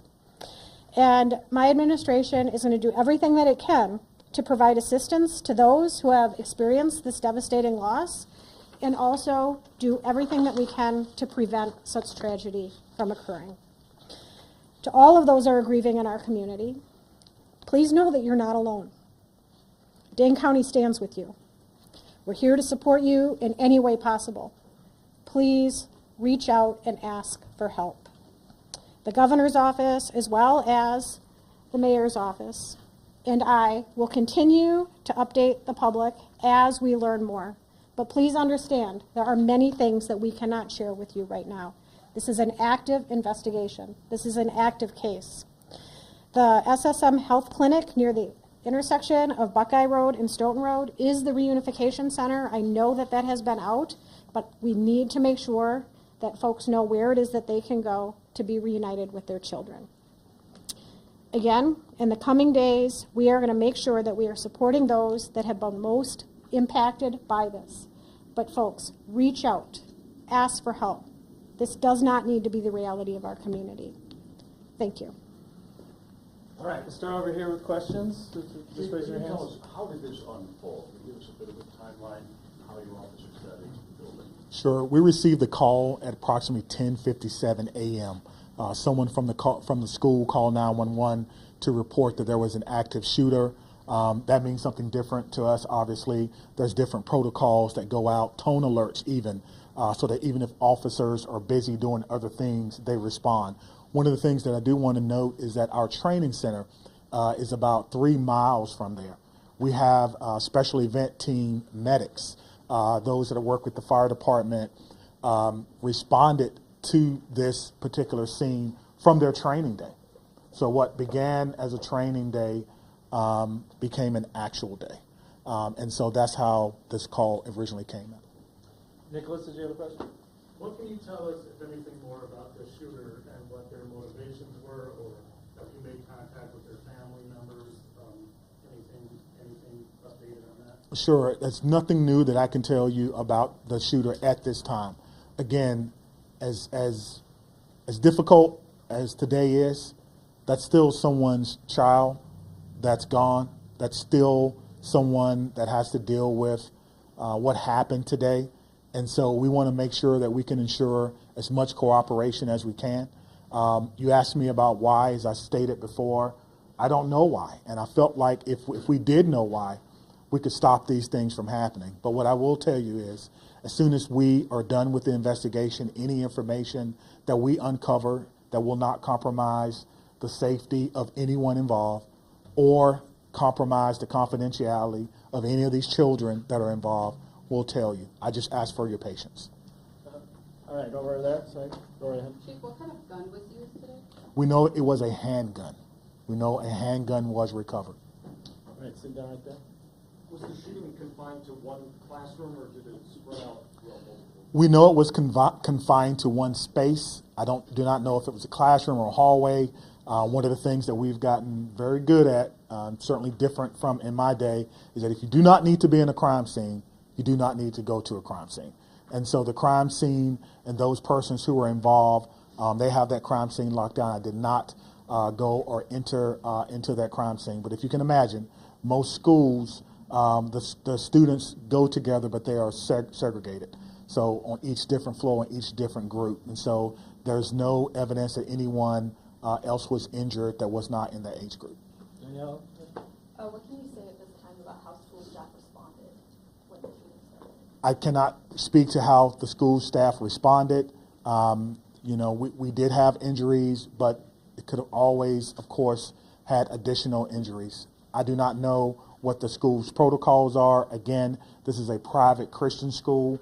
I know that we have a very good rapport with MMSD, Madison Metropolitan Schools, public schools. So we have done trainings for them before, but I would assume that most of the teachers have the same or some similar type of training as a part of their certification. There's conflicting reports online about how many students are enrolled at the school. Can you confirm approximately how many students attend the school? I do not know how many students attend the school, but their website says that they serve about 200 families. Right in the back, white. What kind of support systems are going to be made available to people who are affected by this? That's a good question. As you heard from our mayor and our county exec, we have services within our government that will be made available to them. I have a lot of confidence that they're going to follow through on that, and we'll make sure that that persons who need to. Do you guys want to speak to that? So, Dane County Human Services, as well as the Red Cross and other consolidated agencies, are already on scene. And we will continue to be on scene, and those resources will be bolstered. Again, please reach out. You are not alone. We are going to navigate this together, and there are people who are affected by this trauma who are not in the Reunification Center or at the school. We need folks to be reaching out because we do have resources available. Did you know if Abundant Christian Life School, did they have a school resource officer employed? It's not my knowledge that they had a school resource officer. That if they did, it would be a police officer, and I know where they all are, and they're not in the schools right now. 15 in the back there. So in terms of witnesses that you mentioned about investigation, what is that looking like? How many Sure. witnesses are you guys speaking with? Sure. So the detectives will talk to anyone who may have seen this particular event unfold, anyone that may have been unfortunate to hear something. They will be talking to them. It's my understanding that that's in process now, and everyone is cooperating fully. That will give us an idea of not only what unfolded, but it could answer the question to motivation, because again, the students who unfortunately had to witness this. But that's not something that we want to rush. We're not going to interrogate students. We're going to give them an opportunity to come in and speak to what they may have saw when they feel ready, which is why some of these questions can't be answered right now. All right, Spectrum Room. How do you reassure the community that it's still okay to go back to school? I mean, everybody's got kids, and I think, maybe it happened in this school, but there's everybody that's got a kid anywhere, like this in Dane County. It's going to be hard. Yeah, I think you're asking me, how can I say 100% that no child will ever be harmed in school? I can't. No police chief can. But all I can tell you is that we have systems in place so that if something happens, we can respond like we did today. I can tell you that our mayor and our county exec has committed resources to not only public health, but also mental health. I can tell you that every teacher that I've ever had contact with at MMSD cares deeply about their students. Every staff member, I talk to staff members all the time. who tell me things that are going on in the schools and want to do whatever they can, even if it's under anonymity, to let me know that they want to have a safe school. So my reassurance to the public is that if you see something, say something. If you know someone who may be going through a difficult time, please reach out to someone. And I think what I can do is make sure that our police department is transparent and open and honest and inviting for people to call and give information. I think MMSD does an excellent job of that, and the same thing can be said for any other private school. If you want to give information or you need someone to talk to, I can promise you we'll have someone there to get that information. All right, then, understanding that this is a private school you may not be as familiar with, what can you tell us about some of the physical measures that are in place at this school, whether it's metal detectors, secure entryway, cameras, etc.? Yeah, that's a good question. I've never been in this school, unfortunately. I'm not aware that there were metal detectors in the school. That's something that we can certainly look at. Most schools have some form of surveillance or public space cameras, but that will be, of course, part of the investigation process. Scott? Chief, can you clarify? You said 7 were injured, but 6 were hospitalized. Does that mean one's been treated at least? And secondly, is the shooter's family cooperating with the investigation? Yeah, so it's 2 questions, but let me try to handle the first one. So I'm trying to go back to my notes. So we do know that 1 person was pronounced at the scene, and so that may be the 7th person. But we can get you all that information just when we're done. I'll have my PIO give that to you so you can report it accurately. And what was your second question? Is the shooter's family cooperating? At this time, yes. So you have made contact with the shooter's family? We have. And what were the steps taken to do that? It's through the investigative process, okay? Lauren? Yeah. Is the shooter's home being searched? We've heard some information about that is ongoing. Yes, obviously, once we have identified, we have initiated a search, but we think that search is either ongoing now or that search may be concluded. Of course, it's about safety. That's the first thing, making sure that people are safe, and then we'll go from there. This has been, this has been an amazing day for everyone. And so if you have someone who is deceased, who may have been a shooter, you want to make sure that their family is okay. You don't know. And so that is what we're doing right now. It is about the safety of everyone. This is going to be a long day for the Madison Police Department. We just want some of your patience. Had the school had any prior threats? And then just, jumping off of that, do you know if the shooter had any prior contact with law enforcement? We do not know that the shooter had any prior contact with law enforcement, but I did do a check of the school. There were some calls, but they were like 911 hang-ups, things of that nature. There was nothing that suggested that the school was a place that violence would occur. Chief, I know that you mentioned that the shooter died of a self-inflicted gun wound. Did that happen before officers arrived at the school or when the shooter saw officers coming into the school? Yeah, so let me say that the cause and manner in which the shooter died will be determined by the inmate. But what I can tell you is the shooter was dead upon our arrival, police department arrival, and no officers fired their weapons. Okay? Lucas? What are these search warrants you're executing? Are they at the residence on like a device the shooter had? What do you, I'm sorry. The extent of the search warrant. Yeah, so the extent of the search warrant is to be able to go in a place that we don't have permission to be in and make sure that everyone is okay. And then if there's any evidence that we think we need to collect, we could only do that with the use of a search warrant. And so, again, we have to determine if there is evidence that we will need. Everyone wants to know what led up to this. Are there any additional threats to public safety? Is this person or was this person by themselves? There are a lot of questions that we want to answer, but we have to answer the safety questions first, and then we'll move on to some of the more investigatory questions. Are you in possession of any of the shooter's devices?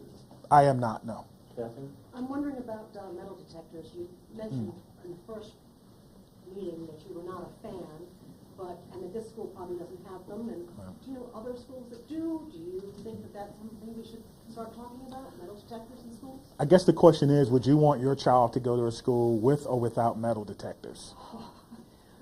I can't answer that. I can't. Right now is Yeah, going out. yeah, absolutely. So the idea is to create the safest environment that we can without metal detectors. That is my answer. In the back there? Chief, this was a shooting at a Christian school right before the Christmas holiday. Can you address the impact of that? And is the Christmas holiday at all, in your belief, related to as a motivation for the shooting? Yeah, so to the question of motivation, we don't know why, but to the question of so close to Christmas, we have a lot of people going to be impacted. If it's a Christian school, then obviously our holidays, our Christian holidays are very important to the students, very important. It's a time for family. Students probably getting ready to go out on break, and now the break will be a little less about celebrating Christmas than more about celebrating perhaps friends and loved ones and staff members who perhaps lost their life. That's why I'm asking everyone to, of course, keep Abundant Life Christian School in your thoughts and in your prayers, and we'll get a couple more, okay? Okay, real quick, Phoebe. So it's a private school that takes public money through the voucher system. So what has this revealed about maybe gaps in security or training for staff? Is that something you're thinking about whether schools that are private but take public money need to be, kind of on par with public schools when it comes to safety? Well, what I'm telling you is that in 1997, I began my professional career as a public school teacher. I taught history for 4 years before becoming a police officer.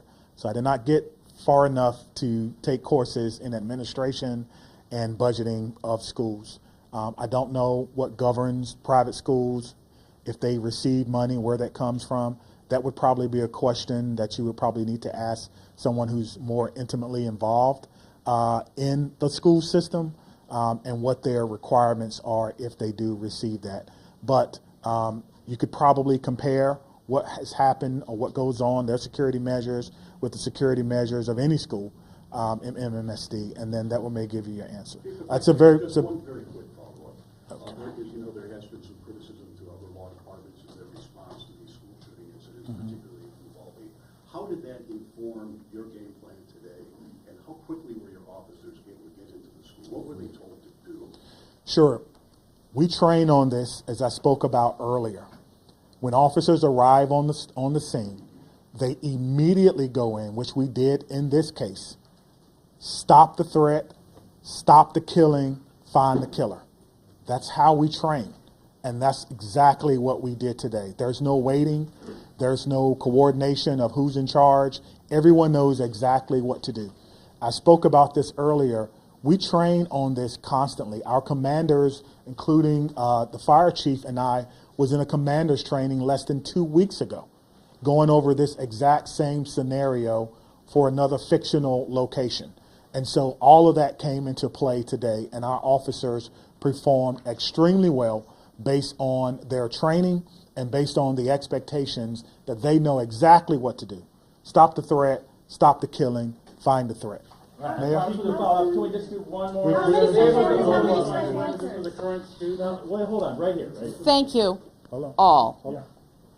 I think the questions have been asked, and we're straying a little far from what's most important at this point in time, and that is the victims and their families. I have 3 things to add. First of all, there is a lot that our community can and will do in the coming days to support the victims and their families, and we will have more information at future briefings. If anyone, and I would urge you all to include this in your stories, if anyone needs mental health support as a result of this incident and the coverage of it, I encourage them to reach out to 988 by phone or text and to get the mental health support that they need. It is incredibly important that we take care of our community in this very difficult time. We all have a role in preventing gun violence.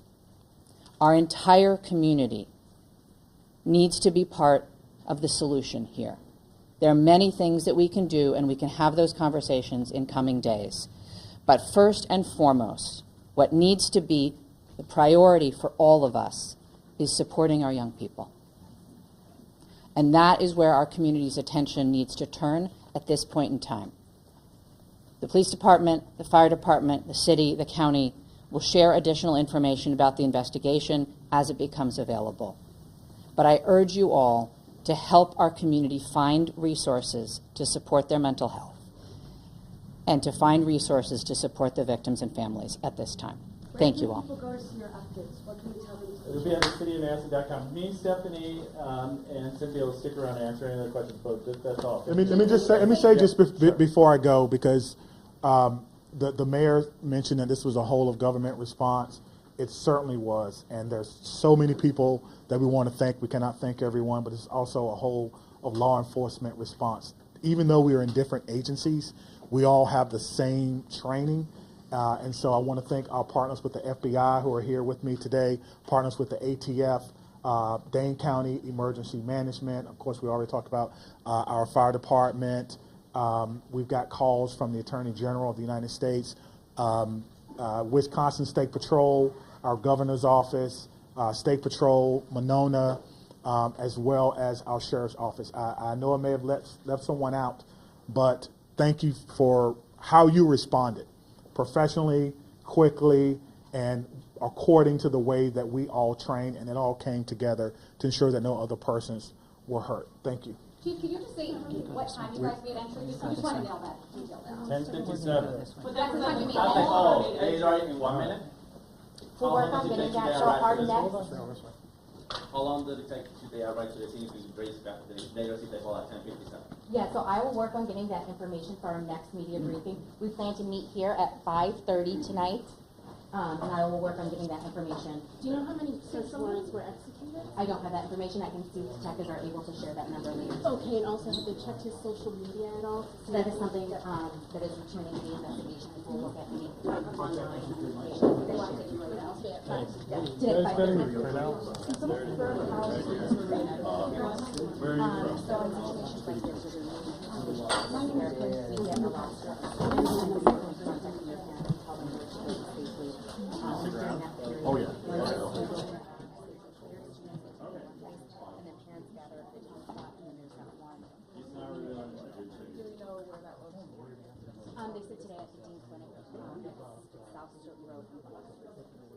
The chief mentioned something about 911 hang-ups. To clarify, was he saying there were, can we just hold to see if there are any